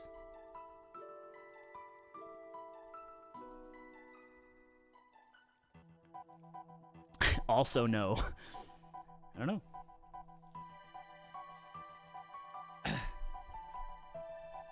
How can brands be sure that people actually care about the ad? Or that it's more than just seeing it? It's about impressions. Because once you get to a big enough sort of environment, it's about how many times you've seen the ad, how many times you are reminded that this product exists. I think the estimation was we see around like 3,000 ads a day, and we don't even know it. You're like, what? How? Maybe if you don't leave the house as much, but it's fucked, man. And that's why companies like Netflix kind of got around it, because they have a pay subscription model. They don't need Doritos to bankroll their movie. They have enough people paying $15 a month that they make enough money that they can make their own fucking movies. That's the real power.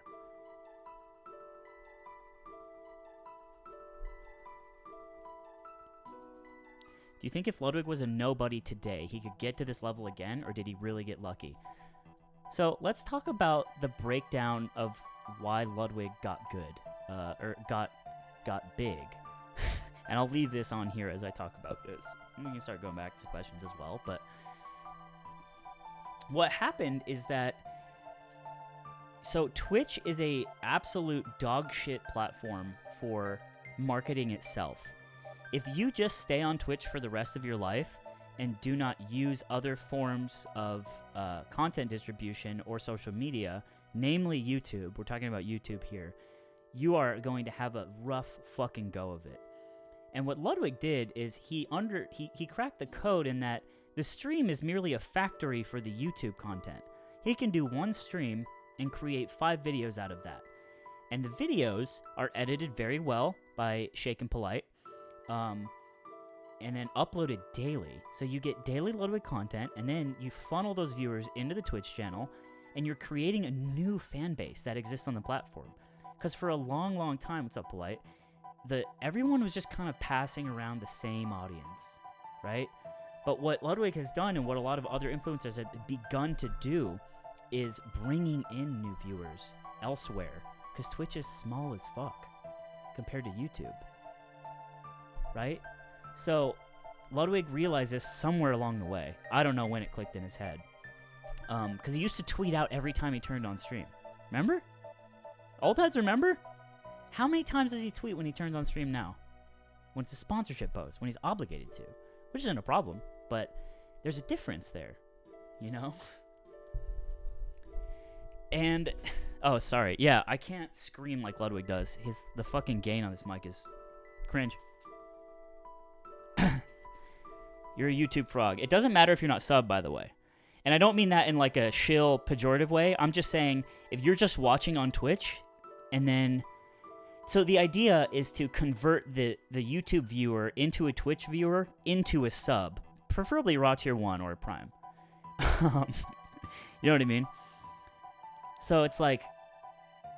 That's what Ludwig is doing. So the question was, the original question was, does Ludwig get big today if he didn't do what he did? And let's be clear, getting big takes a while. You don't just become XQC in one fucking day. Atriarch is a really good sort of cross-section of what Ludwig was 2 years, not even 2 years ago, a year and a half ago maybe? Atriarch has a viewership similar to Ludwig's that he had at the time, with a similar amount of YouTube subscriptions at the same amount of time, and he's just like, he's on like his pilgrimage to becoming Ludwig level, or, you know, X level, or X meaning a variable, not XQC, because XQC is like gigantic. He's almost unbreakable right now. And so it's like, it takes a while no matter what, even if you've got the formula down perfectly, but I think there's room enough at the table for everyone. You just got to be good enough. And being a content creator who is failing is being able to look at yourself and say, why am I failing? Why am I not good enough? Sometimes it's shit you can't control. A lot of times it is.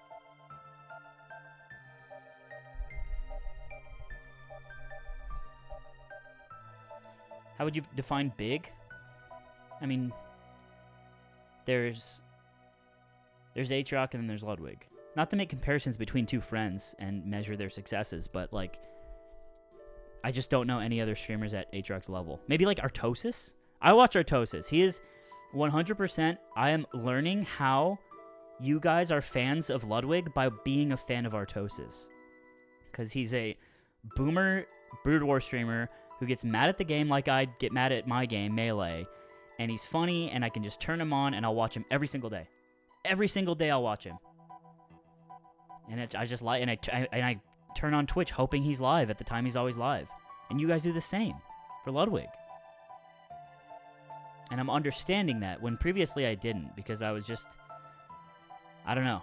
I didn't like tuning in daily for things. I still don't, kind of, but...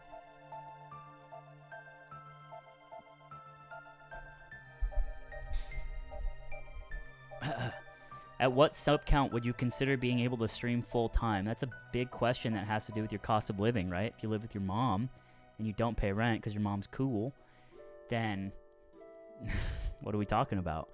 But basically, like, it's about also understanding your revenue streams and where they come from, because it's like, yeah, maybe your YouTube can make a lot of money one day, but you need to hire editors or do it yourself. Ludwig used to edit his own videos, but that is now a full-ass job. It is a lot of work. And it's worth it. I think Shake and Polite, they make some good bread, which is cool. But so it's like, yeah, your YouTube can earn money, but now you got to look at your time cost of editing. And then, okay, are you just measuring your income by Twitch subs? Those always go away. We all know the stat about, like, primes being fucking 80% of the sub base. It's really bad. And it creates a system, because it doesn't auto-renew, where you have to be on every single day to make sure you catch those new primes. And that's genius by Twitch, but it's annoying. So let's say 2,000 subs, you make $2.50 a sub. Some streamers have better sub splits because they will negotiate a better split. They will say, I want $1 more per sub. Or they'll work out a contract if they're big enough. And maybe they'll get an entire split, or they'll be paid on a different revenue basis. This happens sometimes. But yeah, so it's like if you make $2.50 a sub because you're starting out and that's the standard, how much is enough to live off of? Well, you're being paid independent contractor income, so you better pay that fucking 40% or whatever. It's tough.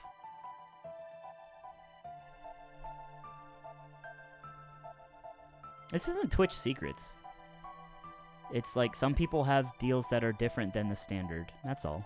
And that's why those exclusivity deals exist, you know? I really would like to know where Doc went. Or what happened to him.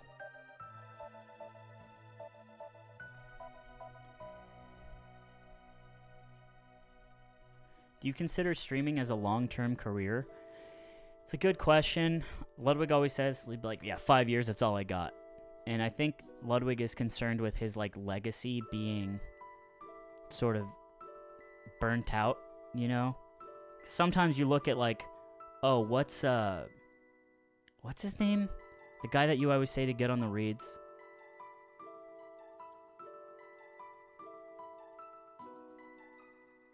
Ray William Johnson. So, like, you see someone like that who got in on the early days of YouTube, and you're like, oh, he's doing that now? Yeesh. And you guys are miserable, too, about it. You guys are miserable shits about it. Because you'll be like, haha, only 10K viewer Andy, and you make people feel like shit because they're not doing as well as they did last week. You know? And so I think Ludwig he puts that 5-year cap on things because it's a way for him to safely get out, but he can also fall back. He can, like, become a normie, too. You know, get a marketing job or something. But I think he's set it up now to where he's invested properly and correctly, and his money make money for him, like he likes to say, that he'll be okay. Not our friend, just entertainment, remember. Yeah, that gives you an excuse to be hurtful. I'm not kidding, it does, you know? No one's gonna stop you. Except the ban hammer. But even then. Isn't legacy purely an ego thing? Yeah, it's a perception thing. But I don't think anyone wants to be viewed as someone who was good and now sucks. If you do think that, then if that's how you see yourself, it's not a good feeling. How does it feel that 31K people are tuning in to see you? Is it enjoyable? I don't really care. Like I said, I've worked in broadcasting before. I've been in front of bigger audiences. I don't care. It's just part of it. I'm not nervous or anything. There is an easy separation because I can't. It's not like I'm in a fucking auditorium. That would make me nervous, but.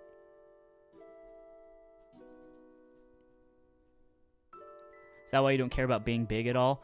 I just don't want to be a streamer. I have no interest in that. I would like to create something beautiful that millions of people see.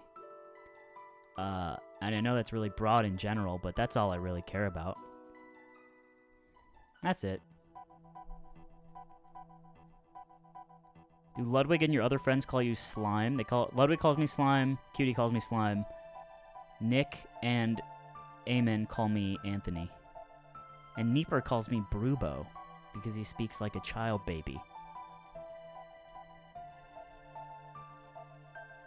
Yeah, even off camera. So you prefer to be a YouTuber? I get too mad. I get too mad at comments, bro. I'm not built for it. I can handle all this because I'm like I said before, I am assigned to fill. This is Uncle Slime weekend. People are going to be confused. They're going to be angry and stupid and mean. Whatever. But if it's like, if I'm like putting myself and my heart on a slab and I'm like, this is me. This is my thing that I'm bringing to you. And someone says, haha, gay, cringe, kill yourself. I'm just going to get mad. I can't help it. I'm not built like streamers are. And now someone's going to say that in chat thinking they're funny. It's so annoying.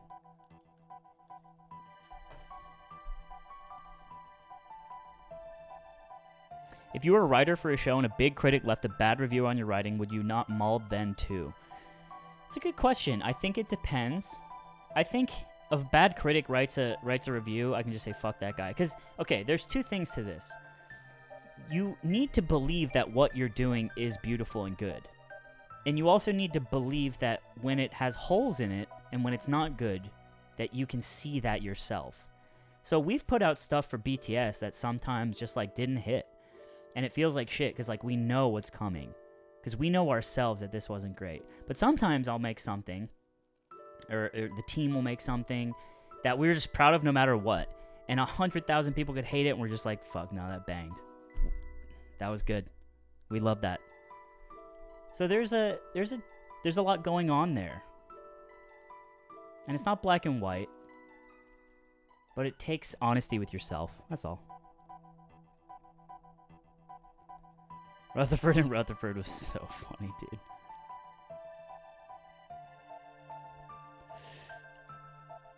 Doesn't it feel good to be in the spotlight? Yeah, as someone in my chat once said when I was playing Valorant, everyone loves attention. And I don't deny that. Isn't Ludwig building up some kind of ironic distance to his audience in order to prevent getting hurt, building up a character that gets mocked, not himself? I think the difference between Ludwig as a character and Ludwig as a human being is actually much thinner than you might think. But, okay, so here's something I've disagreed with him forever on. I was like, why do you encourage so many people to make fun of you?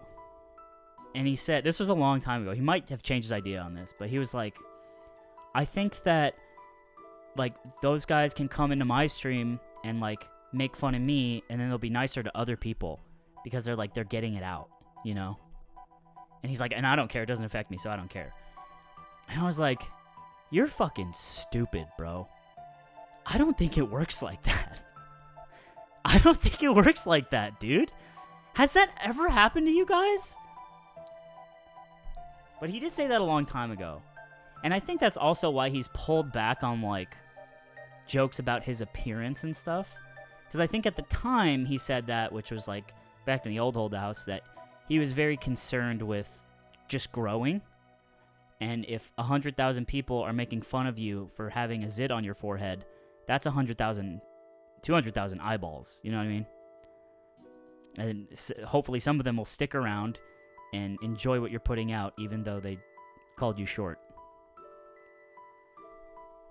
So, who knows? This is not the stream to ask me about determinism in.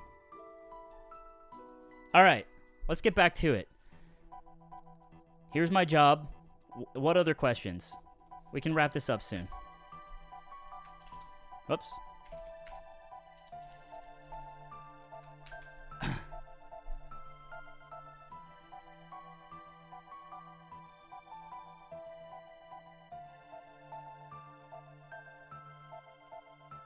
My thoughts on the future of influencer marketing? I don't know. It's in the hands of the agents, I think.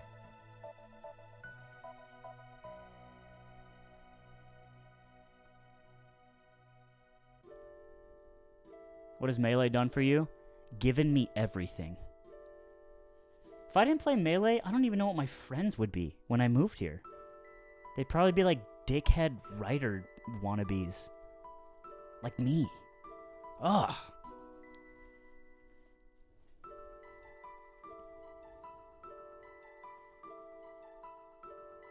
You should mention how much more physically powerful you are than Lud. I will. I will.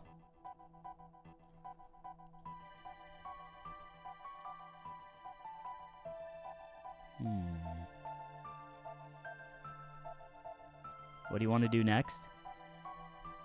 I want to produce something. Show or a movie. With Ludwig's backing. But I want him to be as comfortable as possible before we start talking about that. You ever been in a fight? Yeah, short ones. I got my shit fucked up once because I made fun of a kid that I shouldn't have made fun of. Woo! Sheesh!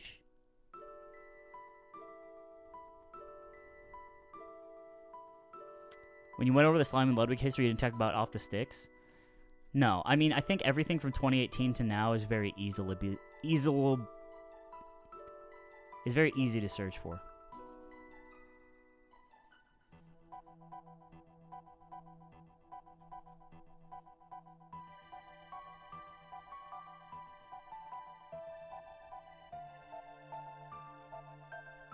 In other chats, would you prefer the power of a mod or the ability not to care as a chatter?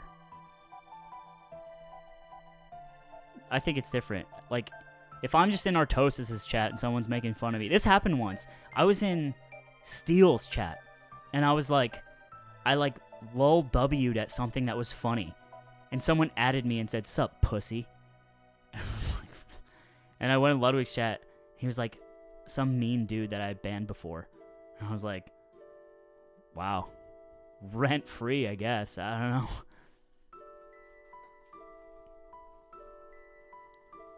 Alright. That's pretty much it. That's the slime FAQ. I think that's everything people need to know. Because everything else is just personal to me. But this is adjacent to Ludwig. This is Ludwig time.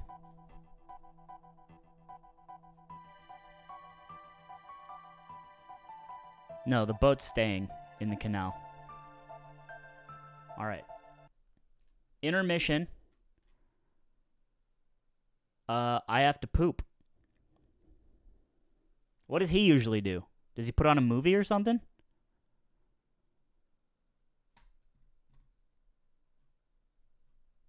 It won't be too long. I can't take you with me. I'm not gonna poop with you guys.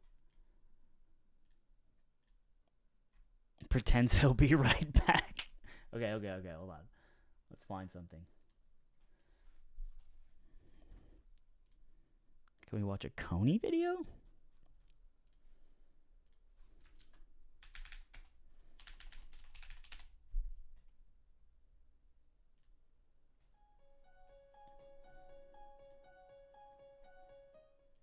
For more information and current price, I have included product links in description below. The next one on our list is Brondell Swash 1400 Bidet. With a streamlined design and— Why is this text-to-speech?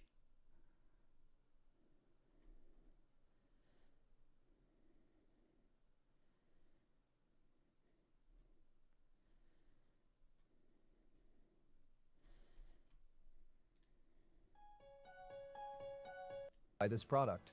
Personal settings. This bidet seat is very customized, which means you can change the temperature of the water, the position of nozzles, and the pressure of spray. However, if it would be frustrated if you have to set it up every time you use. Don't worry. You can save your settings by pressing the user setting buttons. Nightlight. Sometimes you have to use the bathroom at midnight even though you are quite sleepy. If you turn on the light, you and your partner will be wake up totally.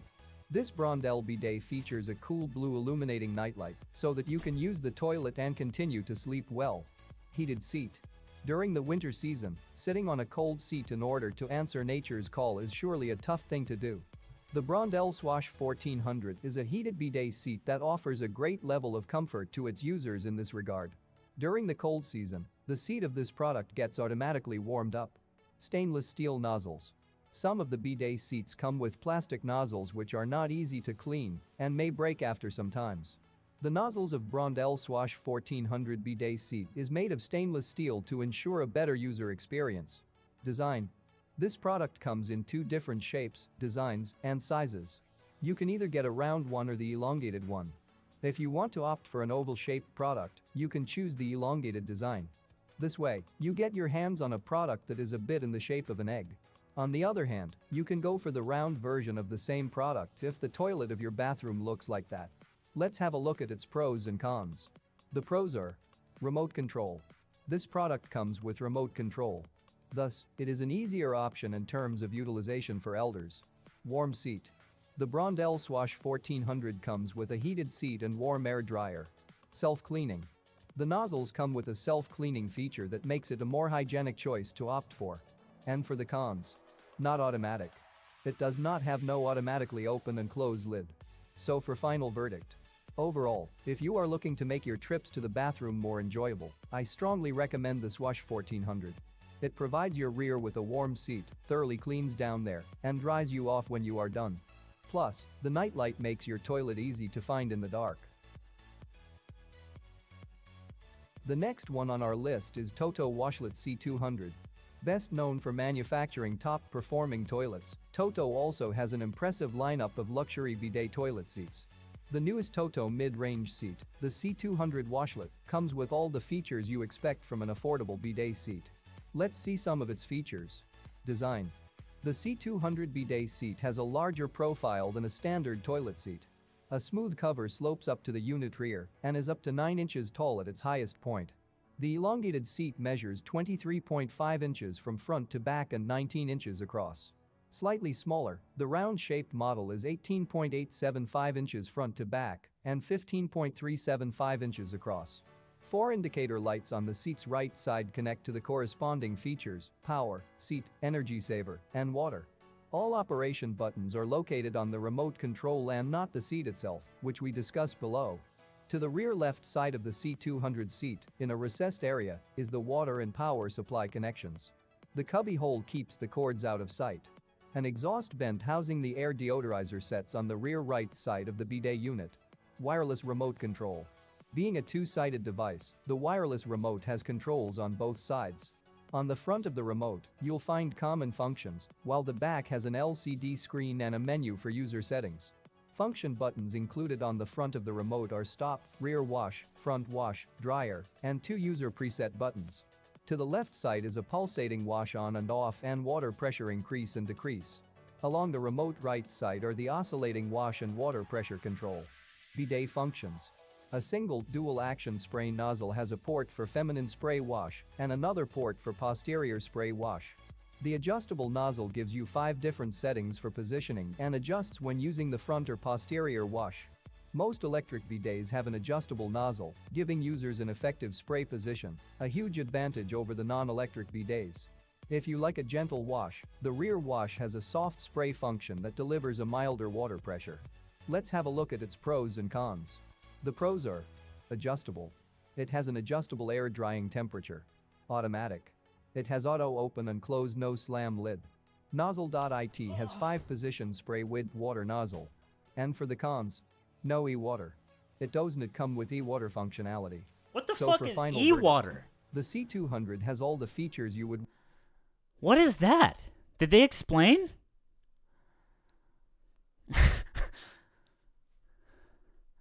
This is the one we have? Want in a bidet seat, and this model's intuitive controls make it easier to dial in or disable Kinda those like features esports. according to your preferences. The next one on our list is Toto Washlet. The Toto S550E Washlet is one of our most advanced bidets yet. With multiple features and an elongated seat, you can get the cleanest of cleans after getting your business done. Let's see some of its features. Siphiontect. A patented feature presented by Toto which applies a smooth. I messed up. I should have came back before the movie was over. You guys are enjoying this. Comfortable glaze to the toilet bowl. This is scientifically designed to prevent debris, particles, or dust from adhering to any of your ceramic surfaces in your toilet. It will keep your toilet cleaner for longer than a traditional toilet would. 2-piece design. This 2-piece toilet features a toilet lid and a flushing system, which can be installed to work in tandem with your modern bathroom style. The advanced technologies allow you to control the opening and closing of the lid, as well as the highly efficient automatic cleaning system. Tornado flush.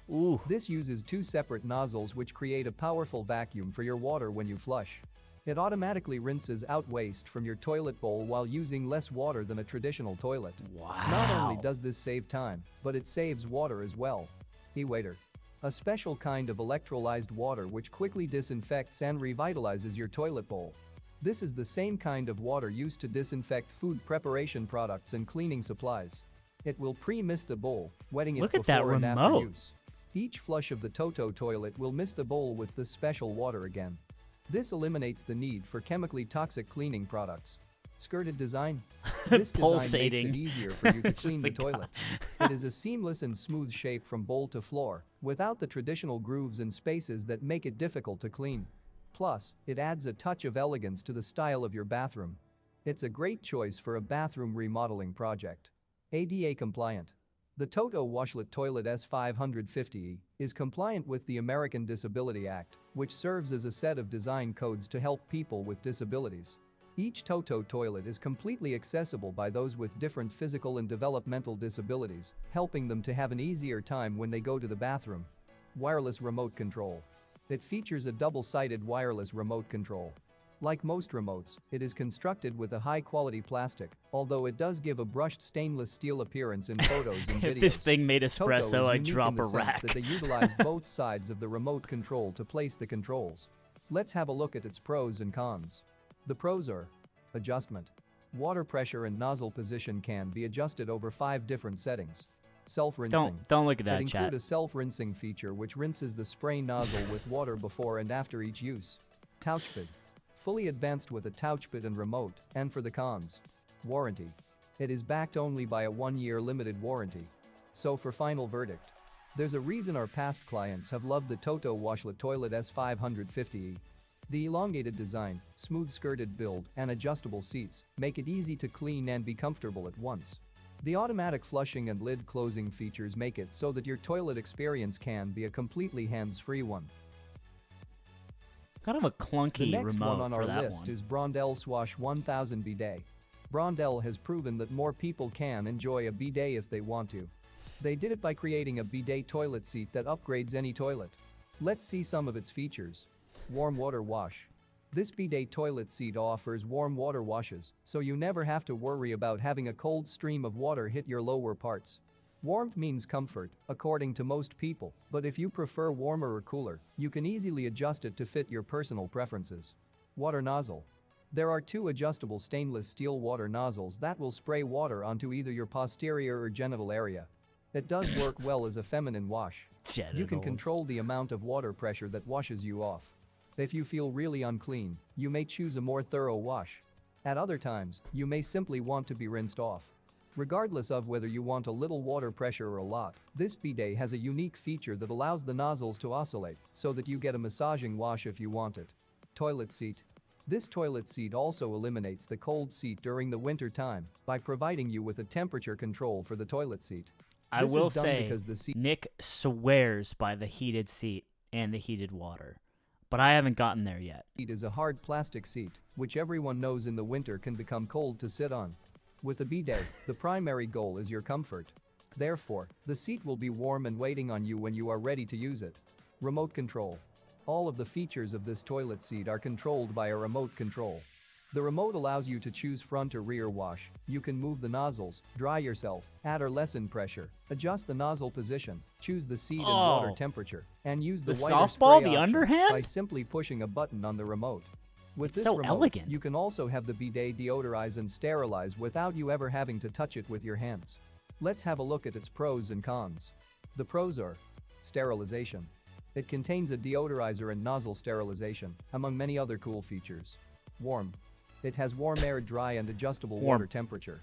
Nozzles. It features positionable nozzles for control. And for the cons, no child mode. It doesn't have enema Yep, wash or child warm. mode.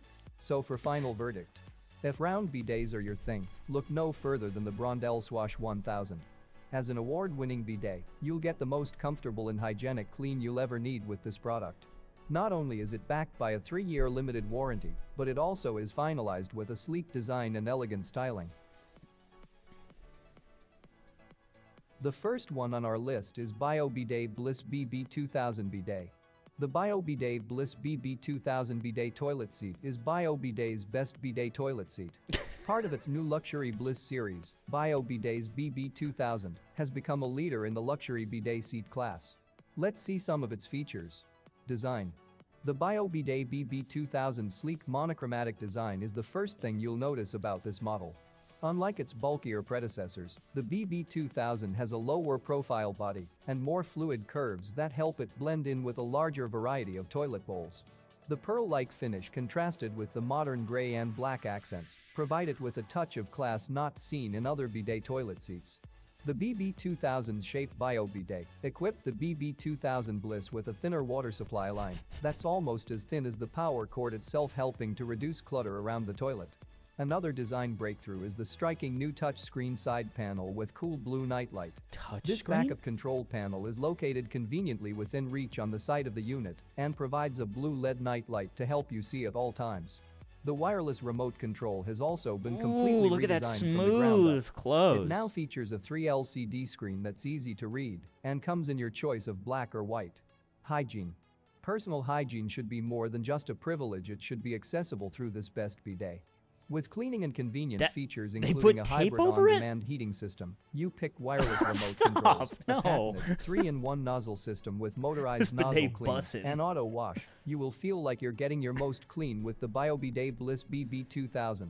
This high technologically advanced model also has a nightlight, adjustable heated seat, massage cleaning, soft feminine cleaning, and even bubble infusion.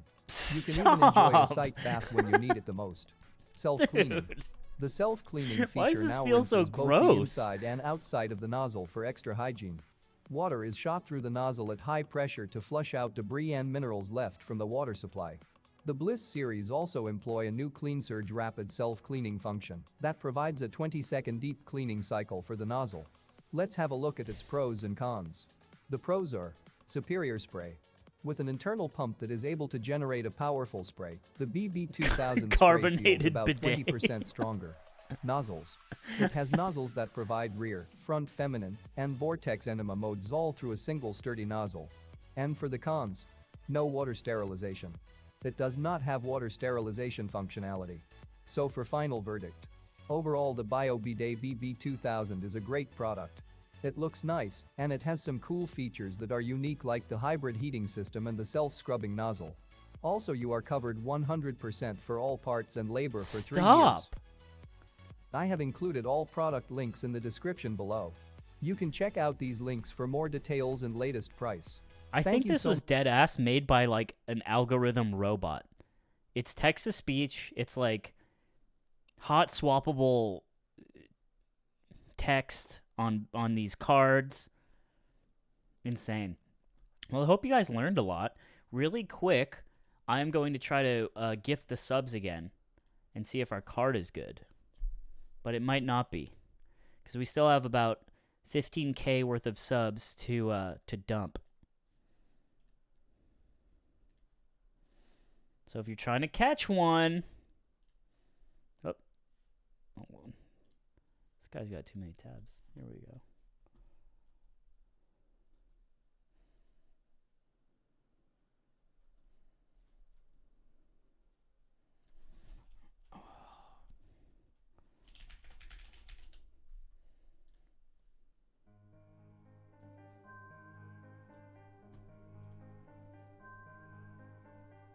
Gift 100.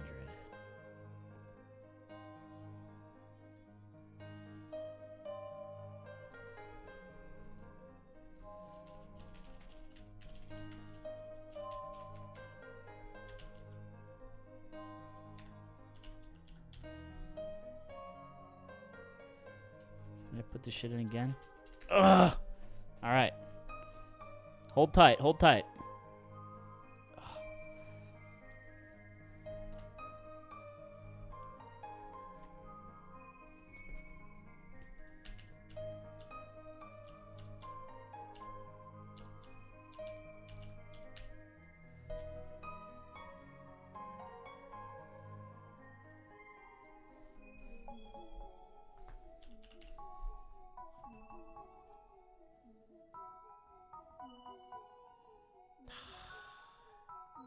They are just fucking me.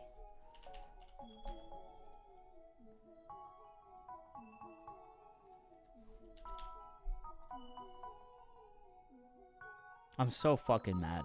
I called them! I called them! It's alright. We got enough time. Sorry. Ugh.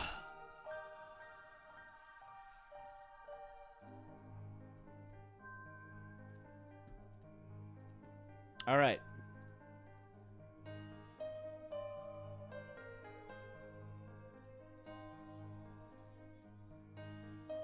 How does he do this all day, bro? It's crazy. All right. Done.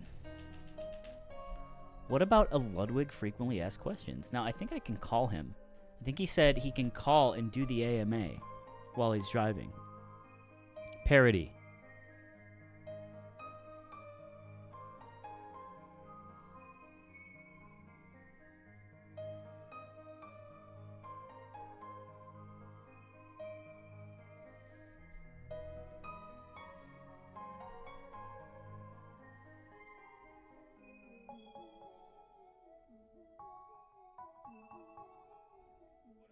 What up?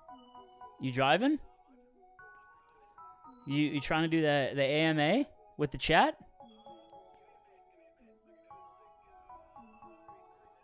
30 minutes. All right, call me back. Bye. Okay, 30 minutes and we can do Ludwig's AMA with him. Remotely. Yeah, we'll just skip to this for now. Understanding chat with Collins. So, what I wanted to do first was open up a Photoshop document. Colin? I just know him. He's a guy. No, I haven't added any subs. I added... What's 10K in subs? 5,000 subs. I've added 5,000 subs. Still need to add about 15K.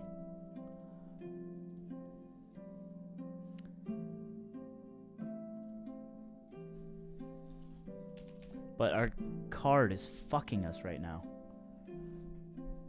We need an influencer bank that knows what it's like. Oh shit. Give me layers back. Dude, his Photoshop is so fucked. Okay, put it here. Okay. Alright. Detours? Hold on. Please hold. Eh. You're getting too hot.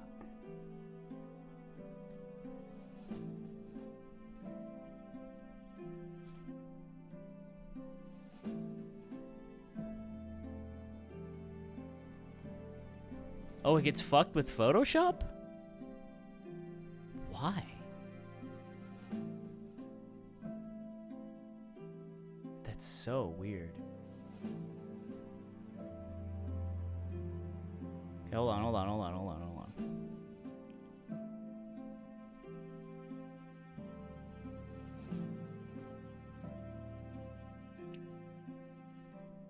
We're back.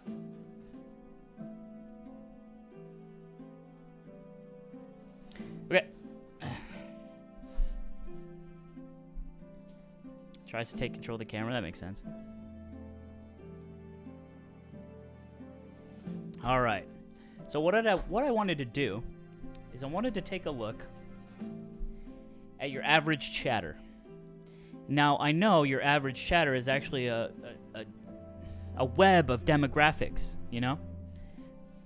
Let's do...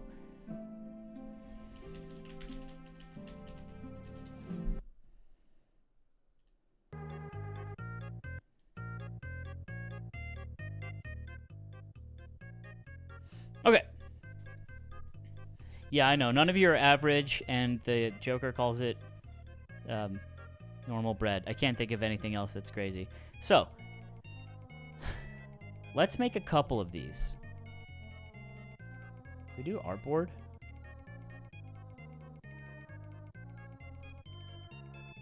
Yeah.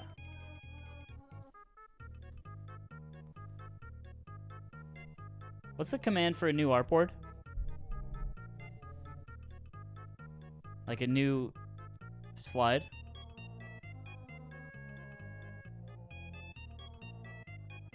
Alt F4? Control N? No. F5? Oh, shit. No. Control Shift N. No, it's new layer. Oh, the camera died again.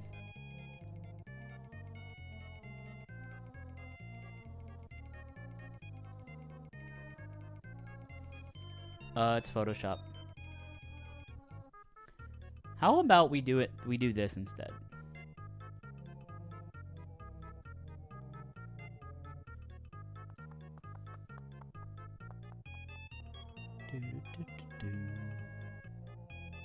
Oh, let me bring this back. Okay. Let's just do it like we used to do in the olden days. Artboard tool. It's alright. Photoshop freezes this camera, so.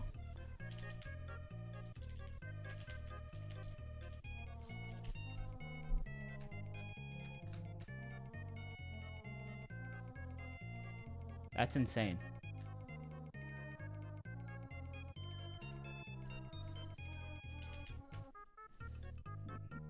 What's the other one? Alright, fine. Alright. So, here's what I wanted to do. I wanted to make a couple of these. Now, what are our demographics? We have, and I want to separate this by age. So, what do you think is the youngest age of a Ludwig chatter?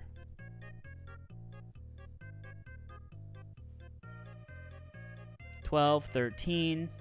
Let's say 13 because that is legally, in the terms of service, how old you must be to be on this website. Okay.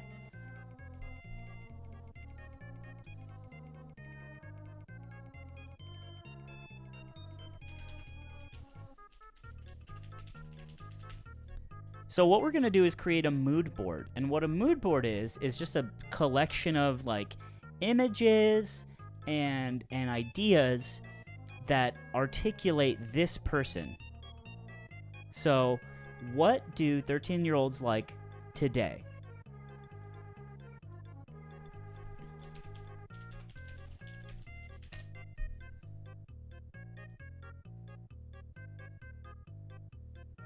Let's do this.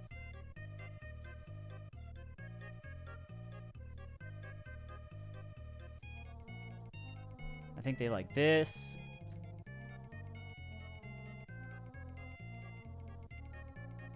Tommy in it. Among Us.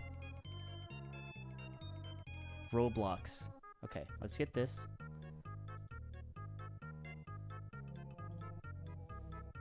Shit. It's gonna be annoying, huh? Wait, does he have a print screen tool? No. Okay, that's fine. He makes it hard on himself. I'll say that much.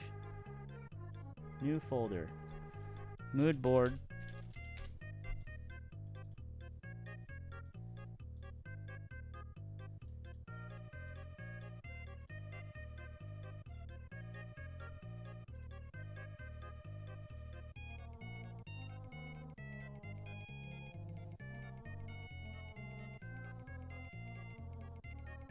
Windows Shift S. The political situation in Belarus.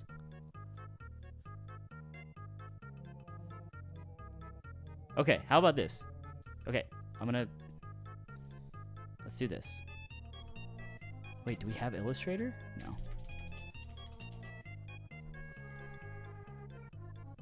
Camera's gonna die. Don't be afraid.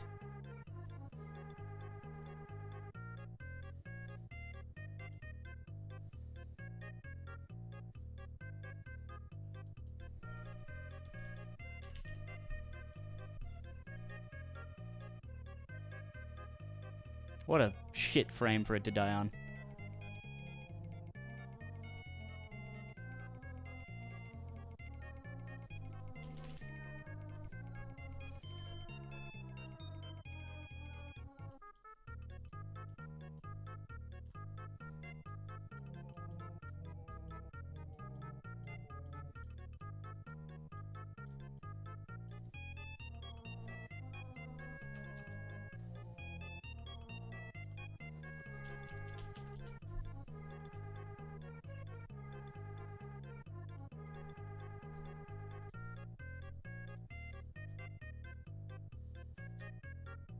Okay, perfect.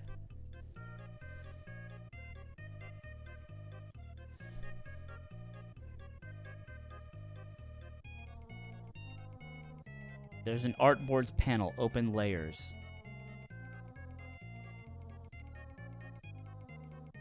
What?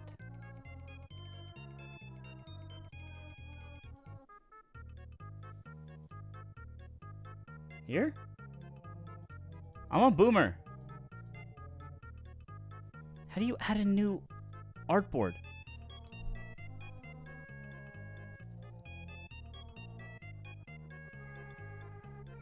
It's the 5th selection from the tool menu. I don't have Illustrator on this computer. Shift O? That didn't do shit. That's... Dude. Alright. I'm over it. Okay. What are 15-year-old 13-year-old chatters interested in?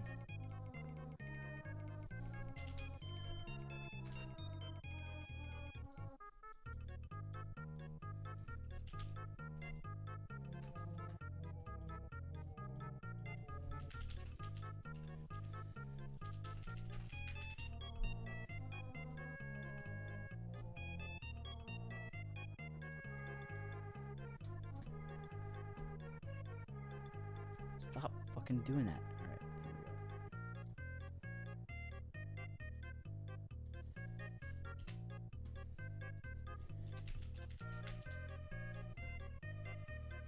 go. What if we merged this with the 15-year-old chatter? Because I feel like, what's the big difference, right? It's just like being in high school. But like, it's all the same.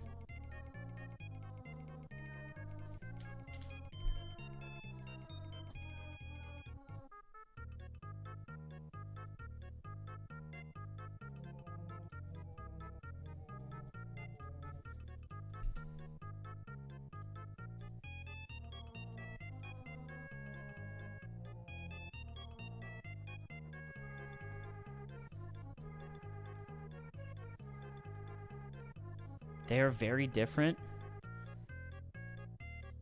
I don't know, guys. 15 is so different. The 15-year-old. Oh yeah, Roblox.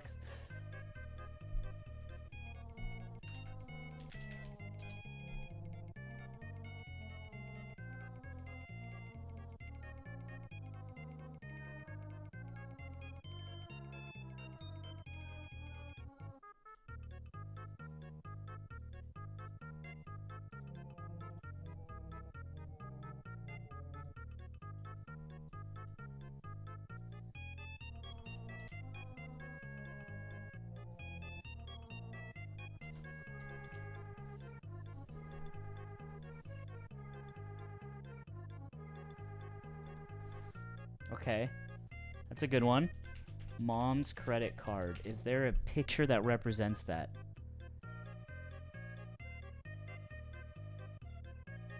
Dude, these fucking YouTube thumbnails are so funny.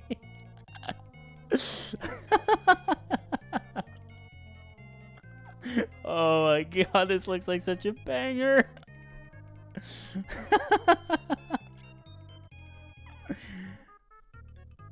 Okay.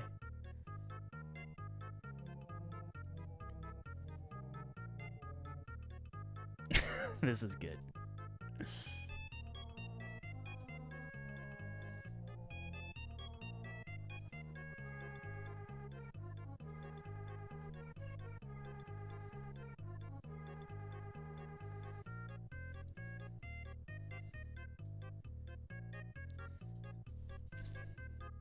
Travis Scott and Post Malone?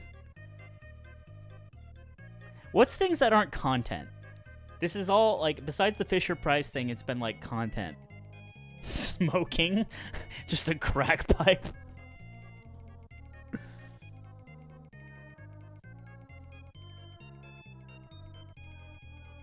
Vaping? No! It's so bad. A crackling jewel.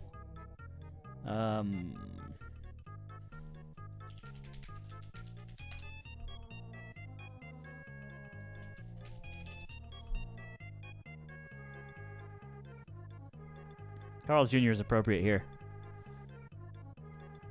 Well, Applebee's Esports, chicken tenders.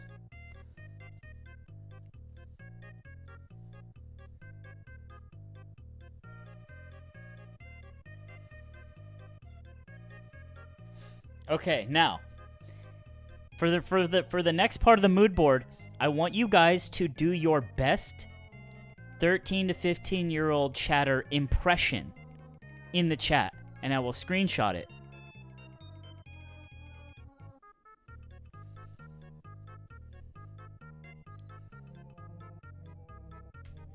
Ooh, I like that one.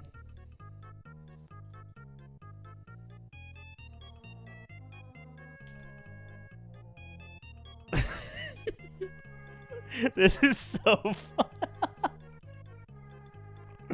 Okay. Sorry, I can't screenshot it all. Oh, wait, hold on.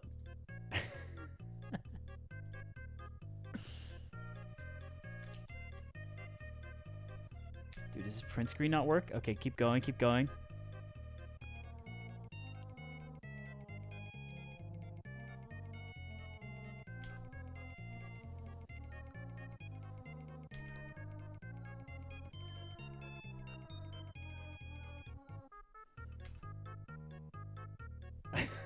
This is great.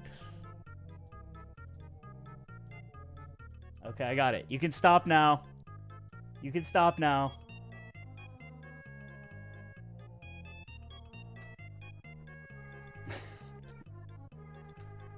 I think this is a pretty accurate representation.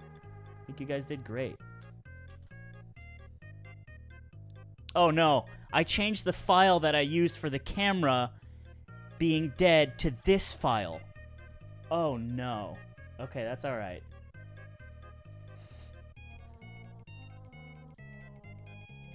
Because I used the same MS Paint.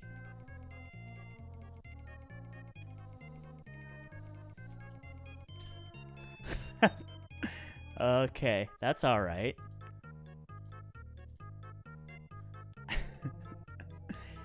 Okay, so I think this kind of nails the 13 to 15-year-old chatter. You know, if you're 15, like the line between 15 and 16 isn't that big, but I think you, in your head, you tend to be like, okay, I can drive a car now. I'm not going to play Roblox. But, you know, when you're 15, it's like, maybe you still fucking boot up Roblox. Who cares?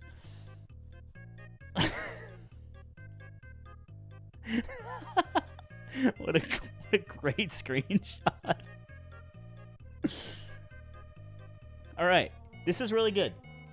I think this makes a lot of sense.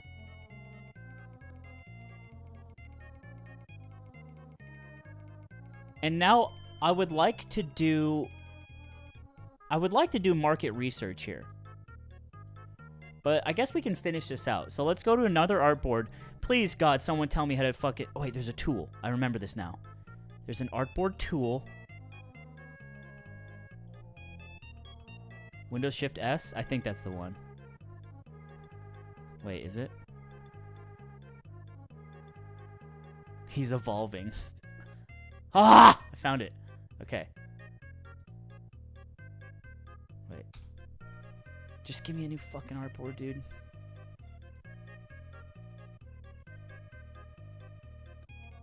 Shift V.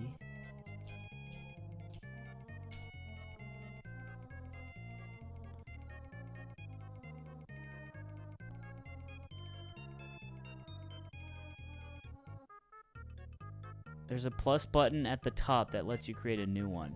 That's what I keep looking for, but I can't find it because I'm 70 years old. How does no one know this? Shift V. It's just changing that shit on top.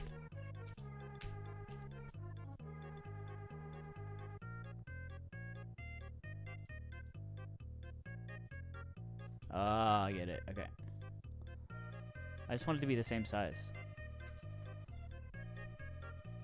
There we go. Let's grade a couple. What? Adobe, fix your fucking game. Sorry that was so hard to do. I'm super fucking stupid. Alright. So now, 13 to 15 years old. We got this mood board down. This makes a lot of sense. Now, this is one I think that is a little easier to figure out just because they're more expressive, they're finding their identity quicker. But we're looking at now the 16 to 18-year-old chatter.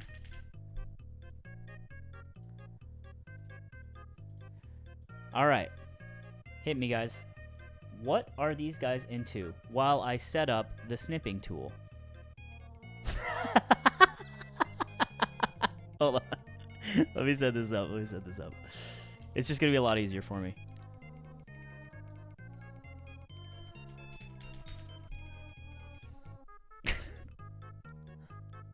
You're slaying mad puss? Okay, yeah. All right. Options.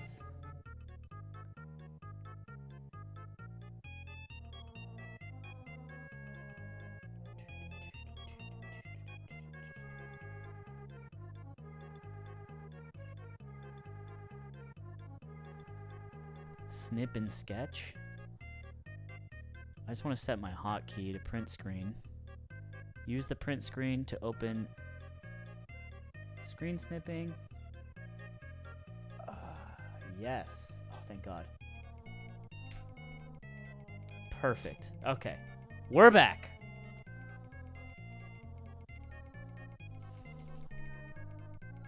All right.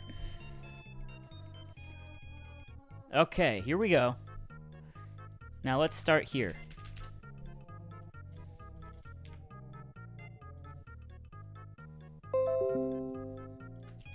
Sorry, it's gonna make that sound every time, but we can fade that.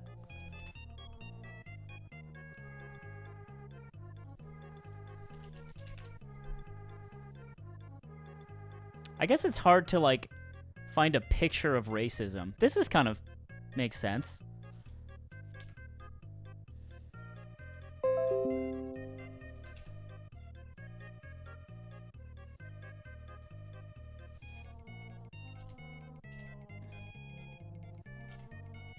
Who fucking took that picture? Don't worry. Everyone's getting their licks, dude. This one, unfortunately, doesn't go away because it's systemic. Oh, vapes? Yup.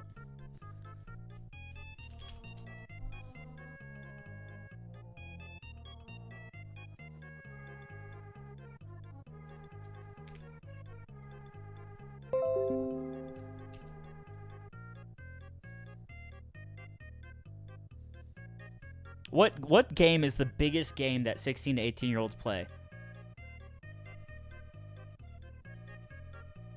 Oh, Warzone. Great call.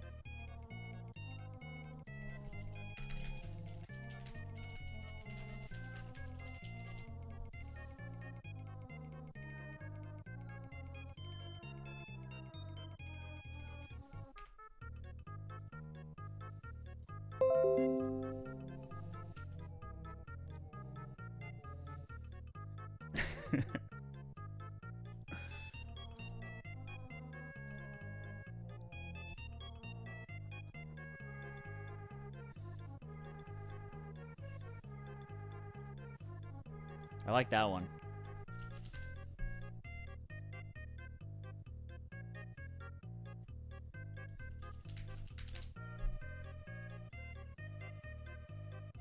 I'd rather not have someone's face. This is good.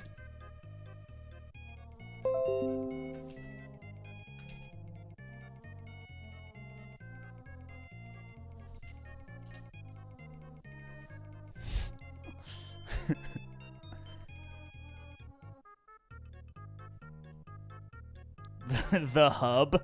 I don't want to do that. I feel uncomfortable putting that, but I guess you could put, like... How do you articulate horny in, like, a way that doesn't make it weird to talk about teenagers? Because if there's not a way to do it, I rather wouldn't, but it is part of it, for sure. Oh, wait, just someone... Wait, I can just do booba. Actually... What the fuck is this? Who's this?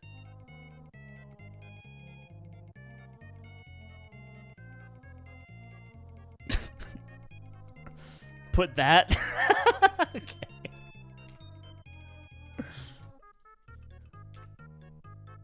This kind of fits, right? Booba.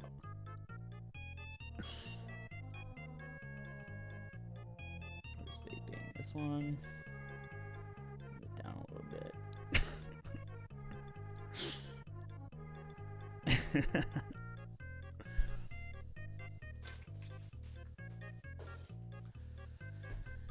And you know what's funny is we kind of didn't check out content here. So what's because we got a lot of content here just by association of typing in Roblox. It's like, you know, a lot of YouTube.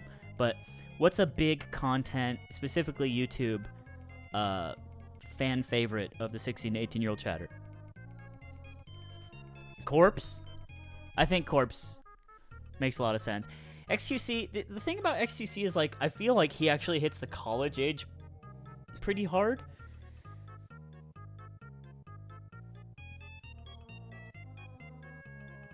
David Dobrik? What is the most 16 to 18-year-old, right? Not just something that, like, is so broad it's hard to parse.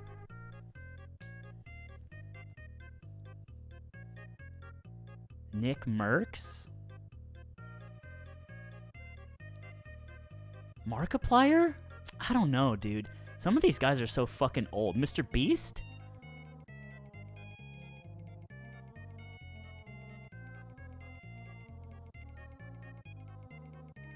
Mr. Beast tracks? Okay, I'll go with Mr. Beast.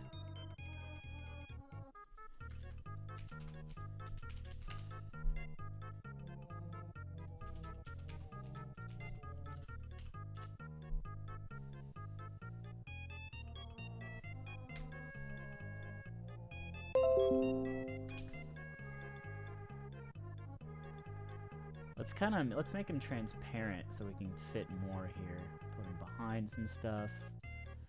Okay, now. Anime shit. Yeah, what's the guy? What's the new Goku? The one that, like, the sad anime Killua?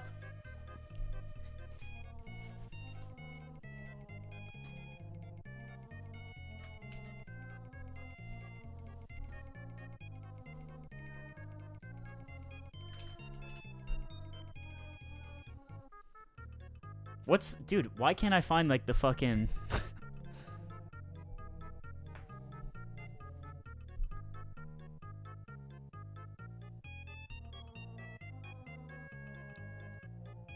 Remove TikTok? No shot.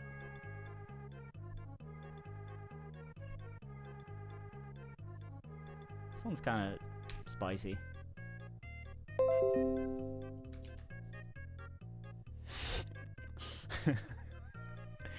Shit, we're running out. Okay. I think this is great. This is enough. Now, you know the drill, chat. On the count of 3, everyone start typing like you're 16 to 18 years old in high school. And go!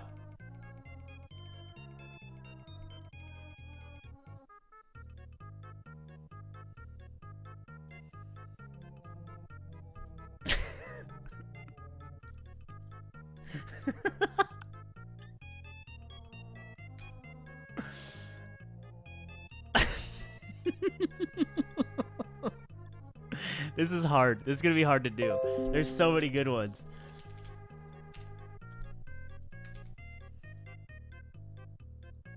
I'm going to get a couple.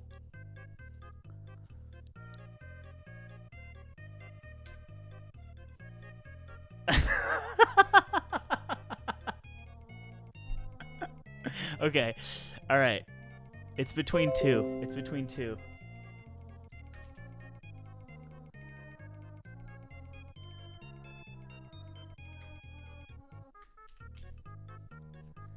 Left or right?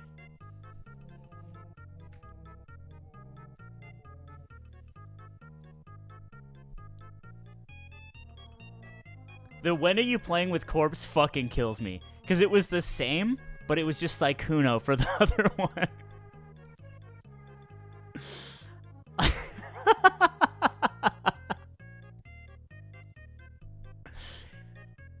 Why not both? You know what? There's nothing stopping us.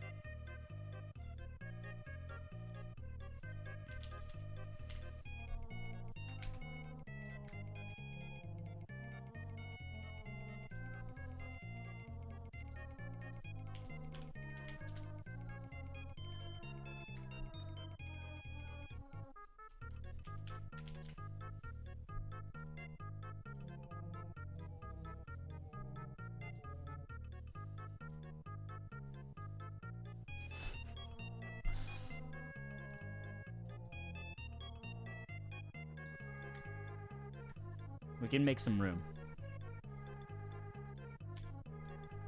Why is this V doesn't snap to move? Okay.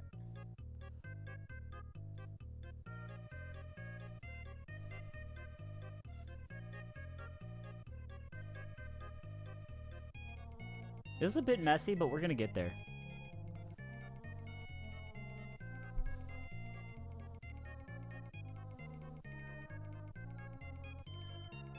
Can't hide Booba, so we gotta move that. Let's put it in the middle. We're kind of looking for like some good symmetry here.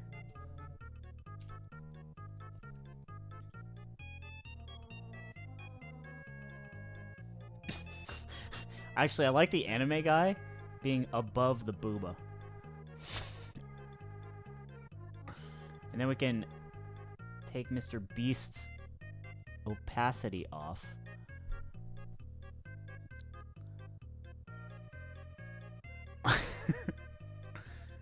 Oh, the acne guy.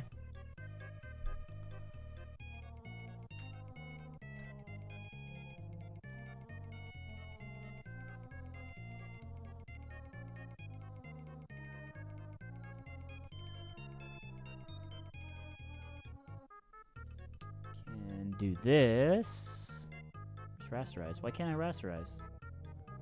The fuck? Whatever. We'll bring this one. There's racism. Sorry, I'm really unorganized.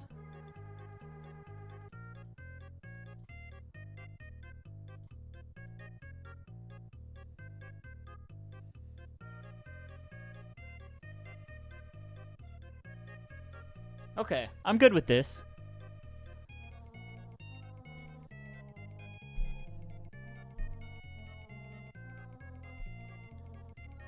I think Reddit is everybody. Okay.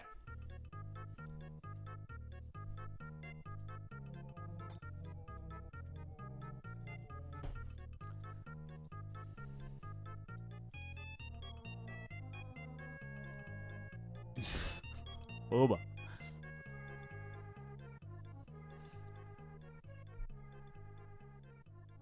I feel profiled.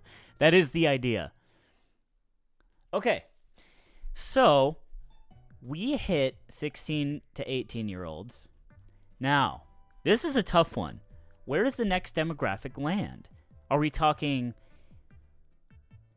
19 to 22? College? Basically college. How do we chat like 20-year-olds? Good question. This one's harder to crack. You start to get more diverse in your identity and all this kind of shit.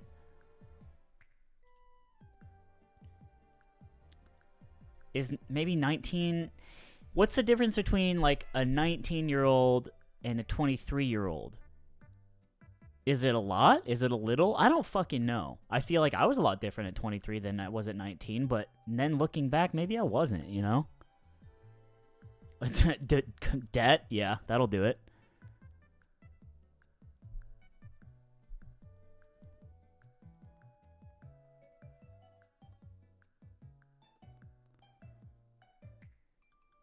Do we want to do 1922?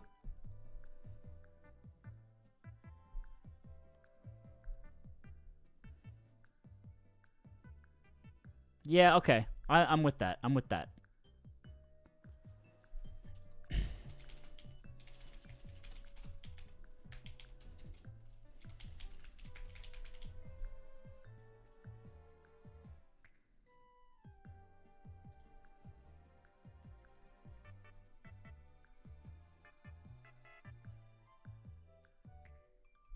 All right.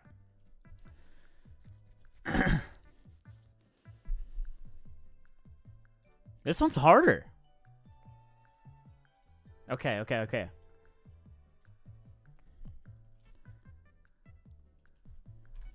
What's some cheap fucking alcohol?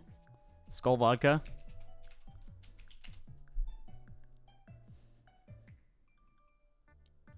You guys ever drink this? It's like the shit they have at the hospital.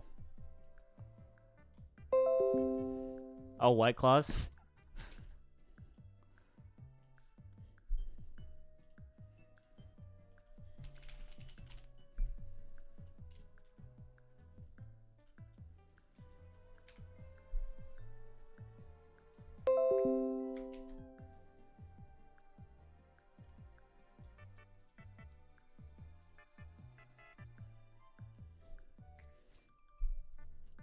Okay. Someone said... Oh, weed. I love just a guy cutting it.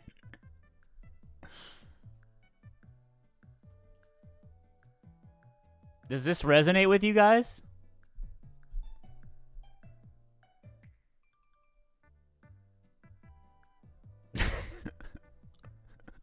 I don't know what this is.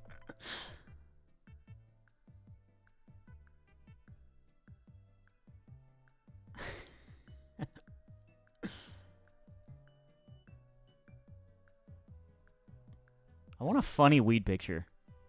Okay, what would they wear? What would they wear?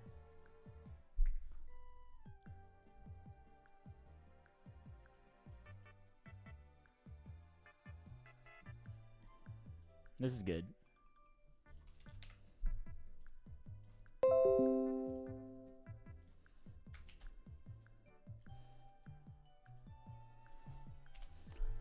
Bucket hat, poncho, beanie.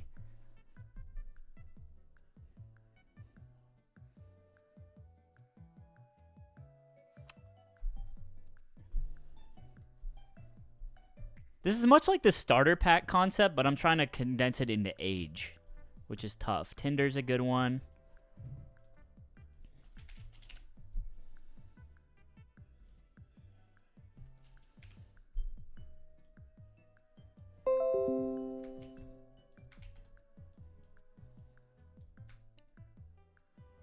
It's deep fried a bit. Oh, Bernie, that's a good one.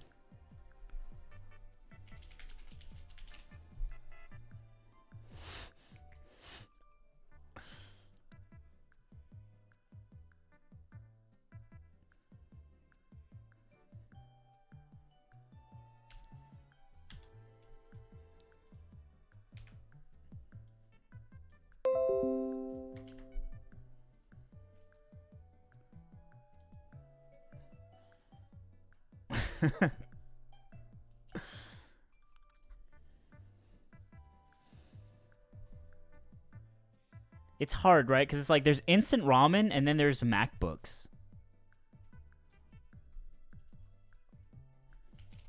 I haven't been to college in a while. Is this still a thing?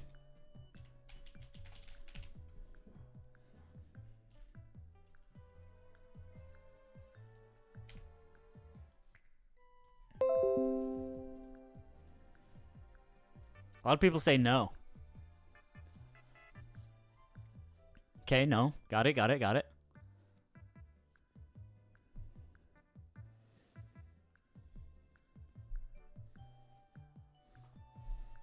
Okay, okay, I got you. Yeah, that was a good one. Nah.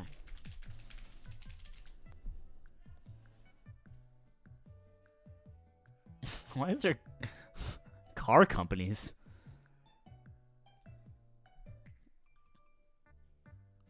Is this good?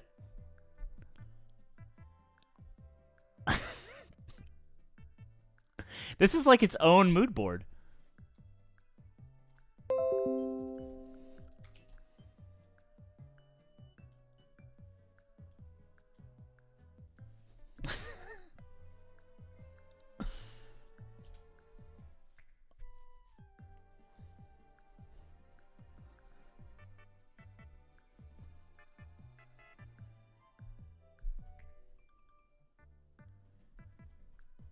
Yeah, how do you articulate depression? I feel like that's another one that doesn't go away, but is also like teenager experience that too, you know? Honda Civic, that's good.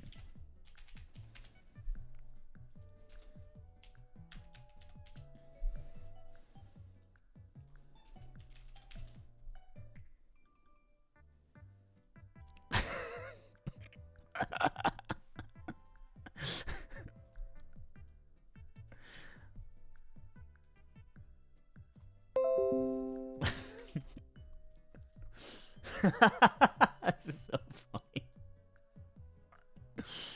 Okay.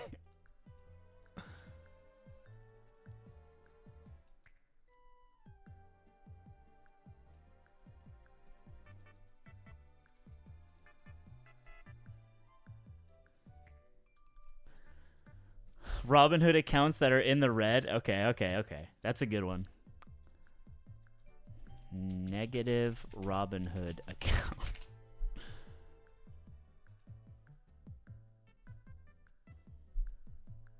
This one.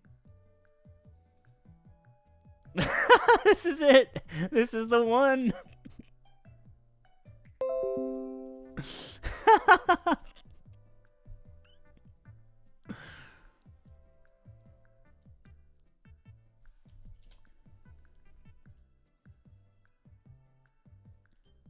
I'm actually going to take this one off. Where is it? Skull Vodka.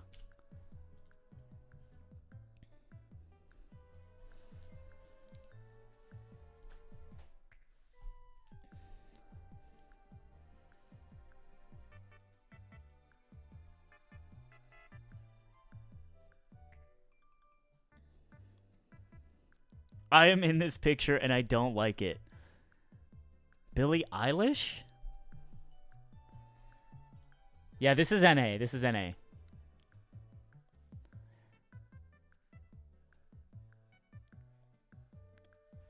Chipotle? I like that one.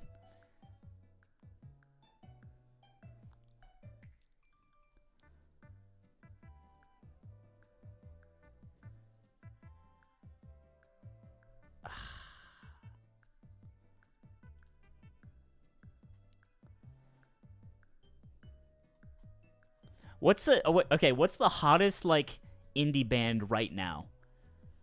Like what's the Joyce Manor of today for this demographic? Tame Impala's not indie. Mac DeMarco's so old, dude. It's like I listened to that like 5 years ago.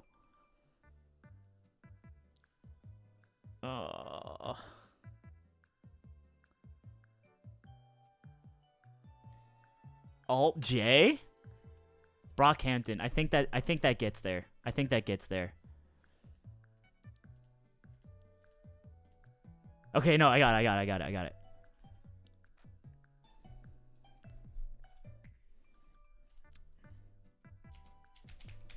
How do you articulate a white person laughing at a Zach Fox tweet?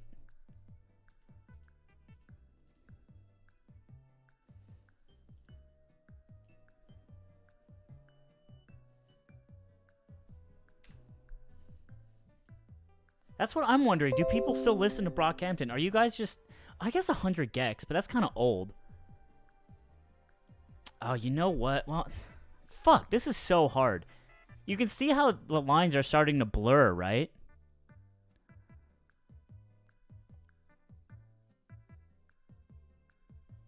Is Phoebe Bridgers the new Brockhampton? Real question.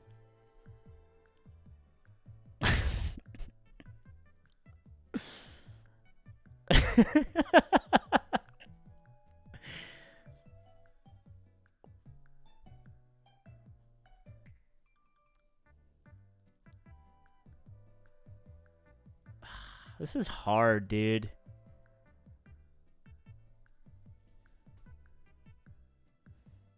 The baby? Lil Uzi? You think?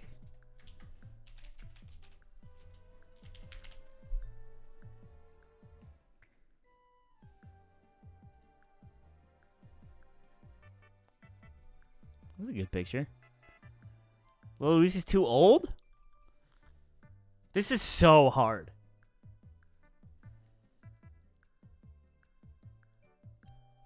Oh, wait.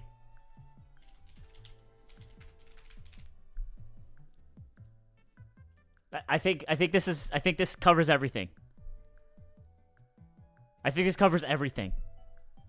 That's Boomer? Okay, I'm doing it. I'm doing it.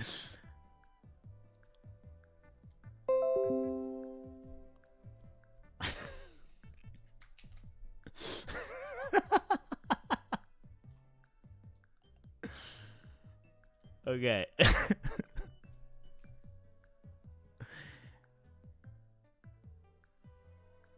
makes sense, right? All right, and then I'm going to try to do the Zach Fox tweet. White person laughing.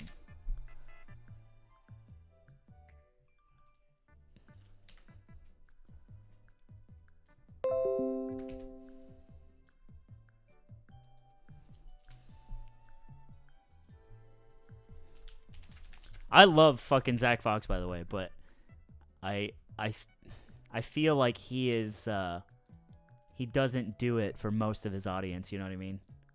Like, it's not for them.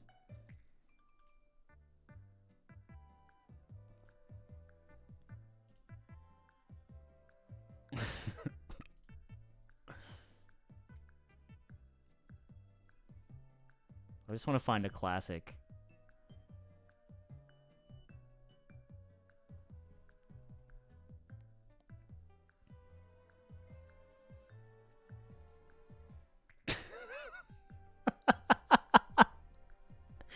Dude, he's so good. I could just go to his literal Twitter right now.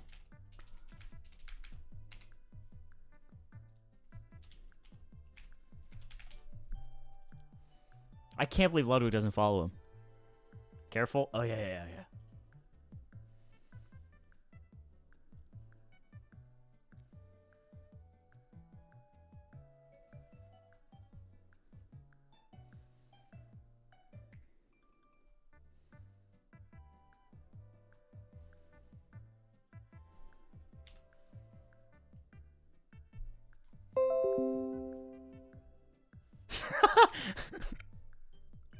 Oh, God, dude. He is such a funny fucking... He's just such a genius. All right, here we go.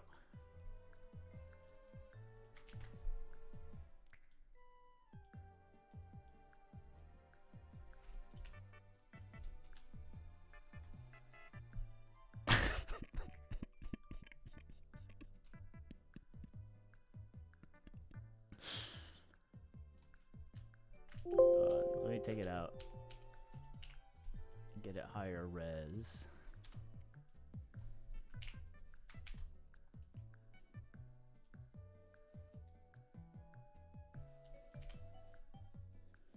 Okay. All right, guys. This is a tougher one. This is a tougher one for you, too. How do you type like a 19 to 20-year-old chatter? 19 to 22, you guys are now that person. Type and go.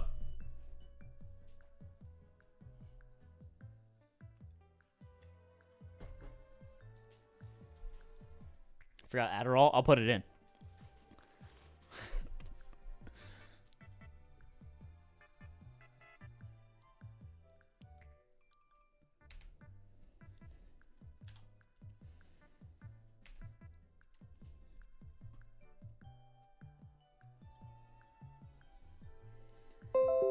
Dude, I feel like this is indiscernible from high school. I'll get a couple.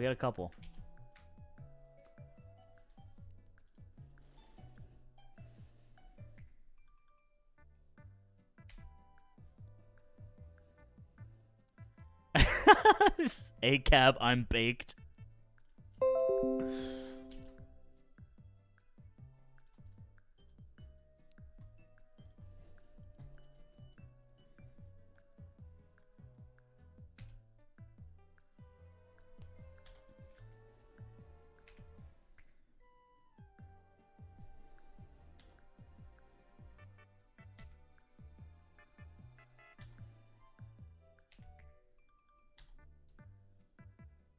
Keep going. I love what is a 1099.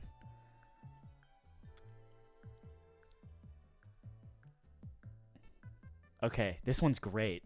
This might get there. All right, I have 3. Let's see.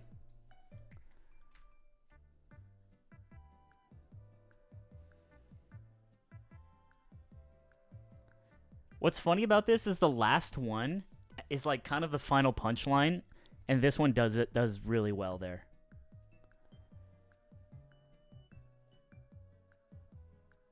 One, 2, or 3. I'll do a poll.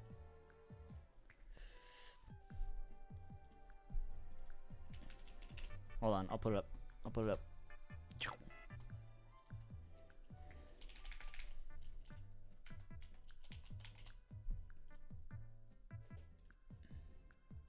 He doesn't have poll on this shit?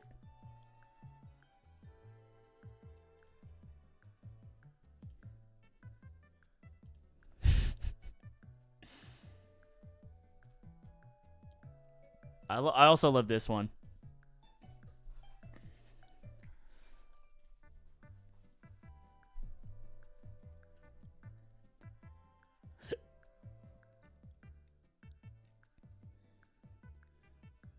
Okay. Yeah, I know the camera's frozen. All right, 3 it is. Well done. You guys are good at this. Check out the Hassan clip. It's so funny.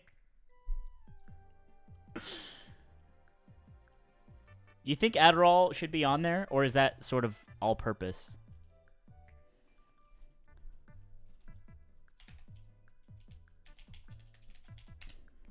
How many of you guys are taking fucking ADHD meds? Oh, it was just behind the thing. Okay, cool. Let me kill it. Sorry. Lost in the pole sauce.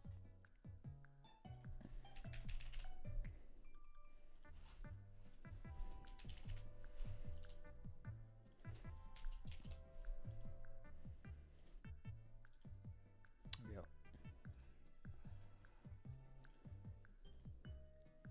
Oh no! The monitor over here went out. Okay, we're back.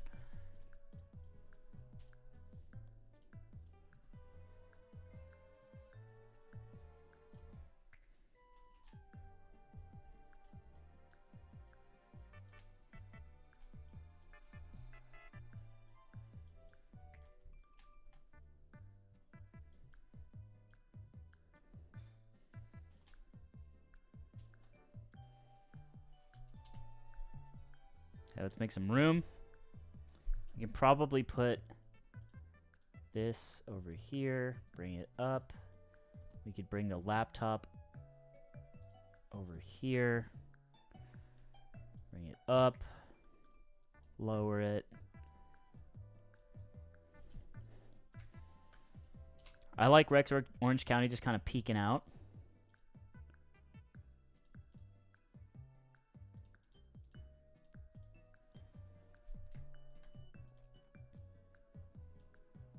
There's a big empty space right. This is where the Adderall can go. This is a mood board.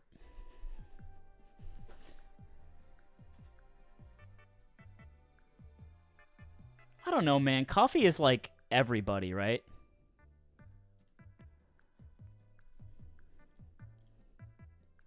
Like, who doesn't still drink coffee?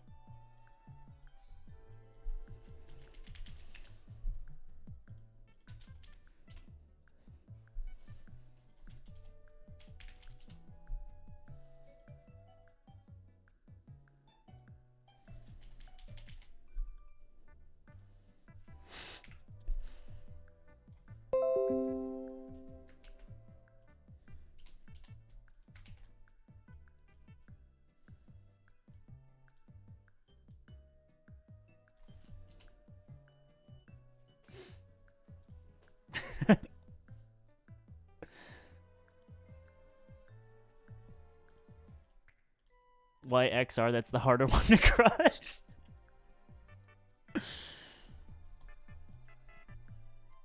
I'm so old, I'm terrified for the next page. Well, the thing is, I have to do the one that's a 30-year-old, and I'm like literally the only 30-year-old here. I have to be. Avocado toast is kind of funny, but it's too memey. All right.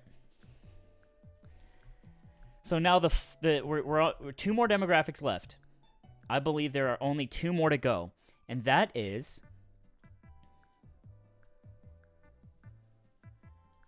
the 23 to 25-year-old chatter. Does that make sense? Or 26? And then we can do 27 to infinity. Do not rope in 26.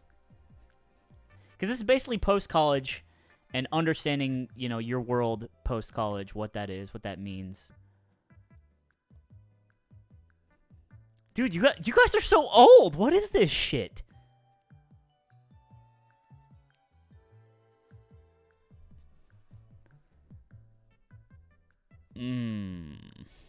Interesting. I think 23 or 26 is good. 27 is a weird age. Because 26, you're like, yeah, I'm up there, but it's like, whatever. But 27 is like, fuck.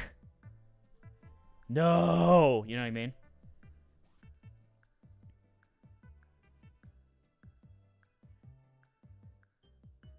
Someone just messaged me, hey, thanks for making the 16 to 18-year-old chatter art board. I am none of those. Who is that? Elliot? Elliot, you don't count because you fucking play Melee at a high level. You have no other culture besides just playing Falco and being angry online. Shout out to Elliot. Yeah, with Kyle. Yeah, fuck Elliot. God, he's so good at the game. All right. Let's get going. I love Elliot, by the way. That was all in good fun. A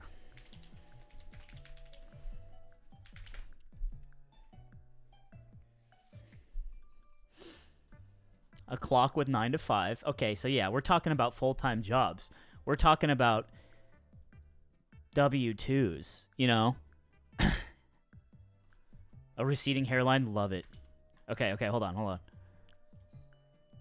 Let's get these in.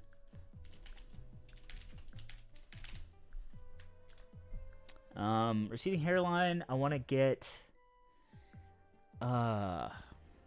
what's the form? 1098 form? That's mortgage interest. What's a student interest 1098T? What's the student loan interest form?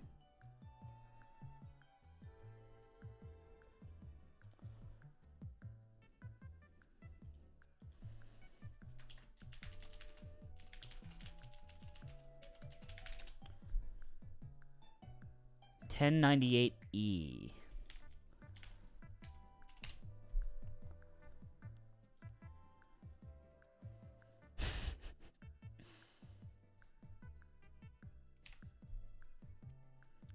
This is actually a way funnier screenshot if it's someone Googling it.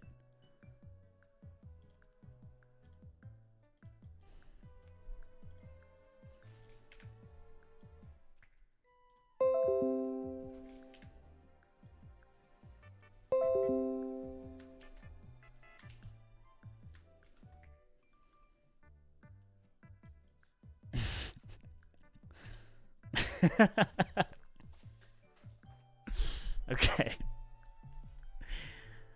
Do people actually use LinkedIn? Yeah, I think Joe Rogan fits here more, right?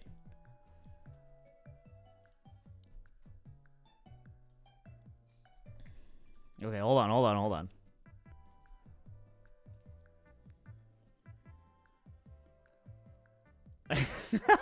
This is so funny. Look at him. This is all of us. This is all of us when this happens.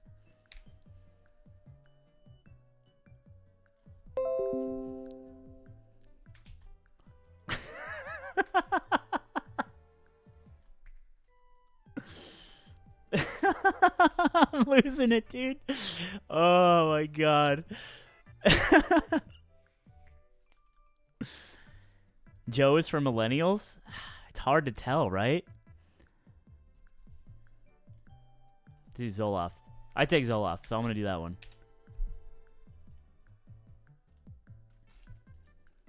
I mean, this is also not. This could easily be the college age too, right? What's the most normie antidepressant? 23 tone against still millennials, for sure, for sure. Xanax is not an antidepressant. Lexapro? Prozac? It's almost so normie it's not even a good punchline to put in the sheet, you know what I mean? I'm down with Lexapro. I got really lucky when I've been in Zoloft for like 10 years, and I just took, it was the first thing I took and it worked. And I just got super lucky about it.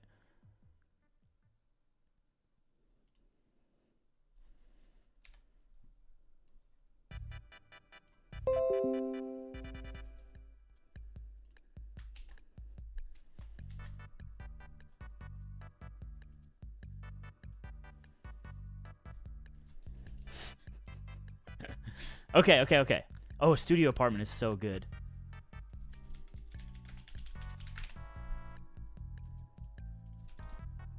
Dump.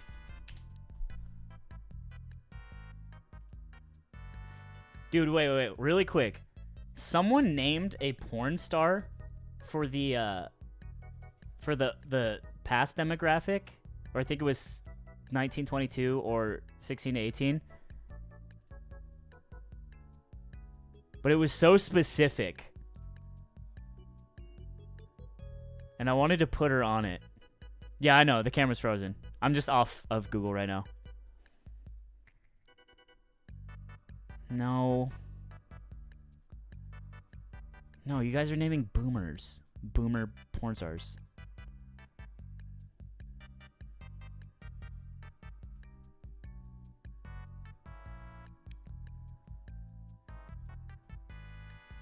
All right. Actually, stop naming porn stars. Stop. There's so many lurkers just like, oh, is perking up. Stop.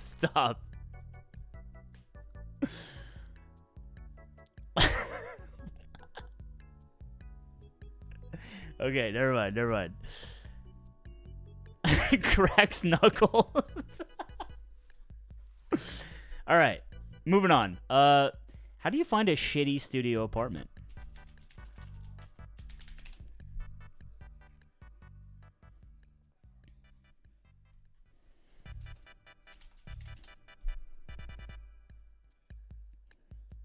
This is kind of... Ooh. This is fucking depressing.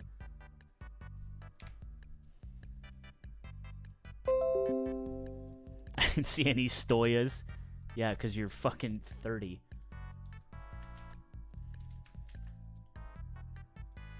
I'm literally in this room.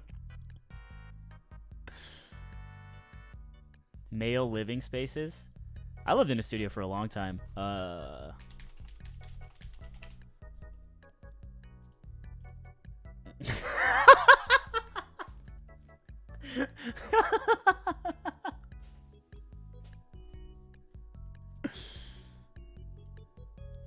Rustin Cole's apartment from True Detective.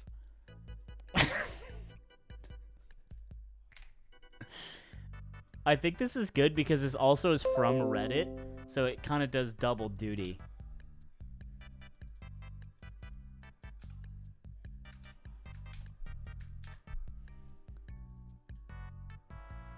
The tuba is so funny, dude. Third row, first entry.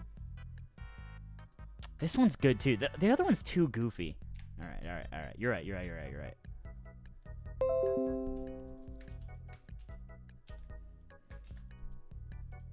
I like this one. This fits more.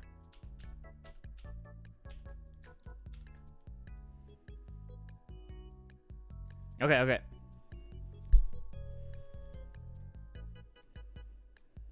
The beach? Oh, we'll just crop it out.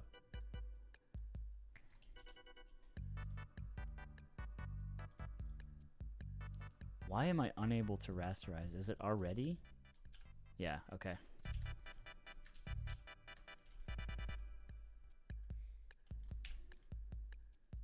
There, you can't tell. Dab rig is good.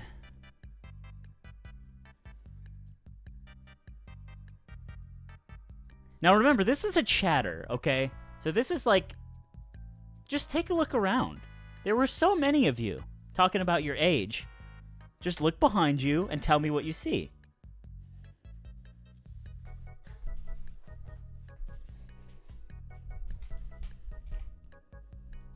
Dab rig.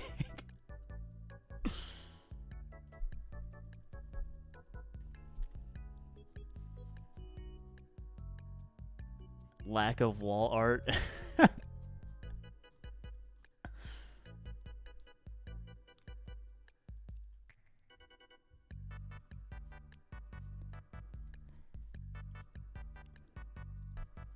How do you do existential dread?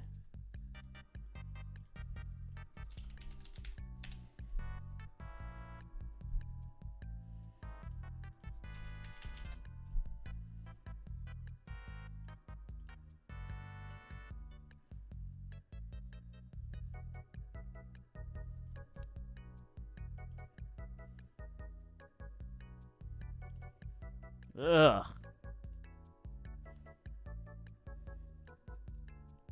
Sart.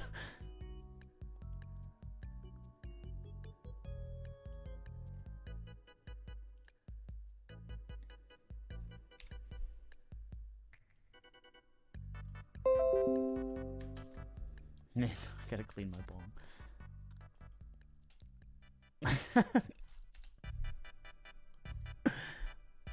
What about a job rejection email?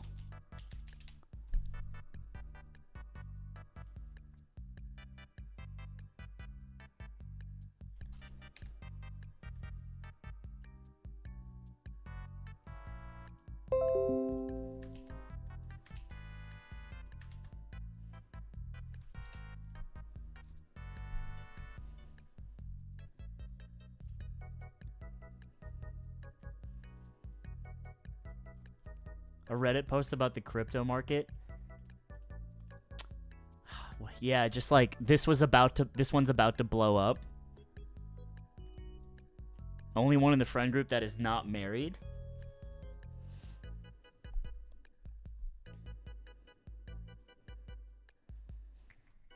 Oh. Hold on.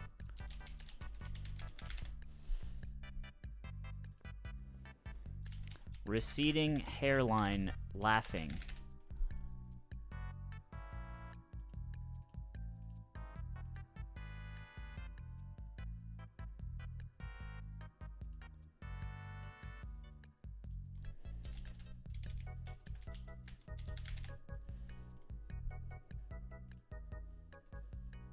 I want Oh, wait.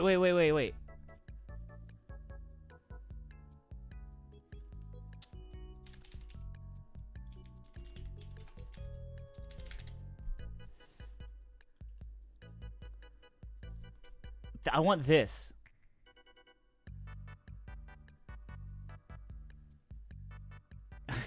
This is funny. Oh, soy face, right. I would argue that this is a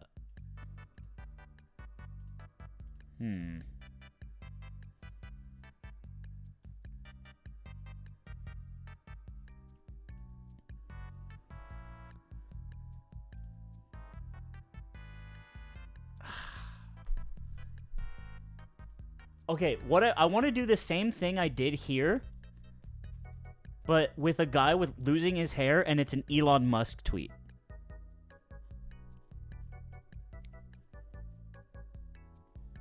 I don't just want a Wojak. I want, like...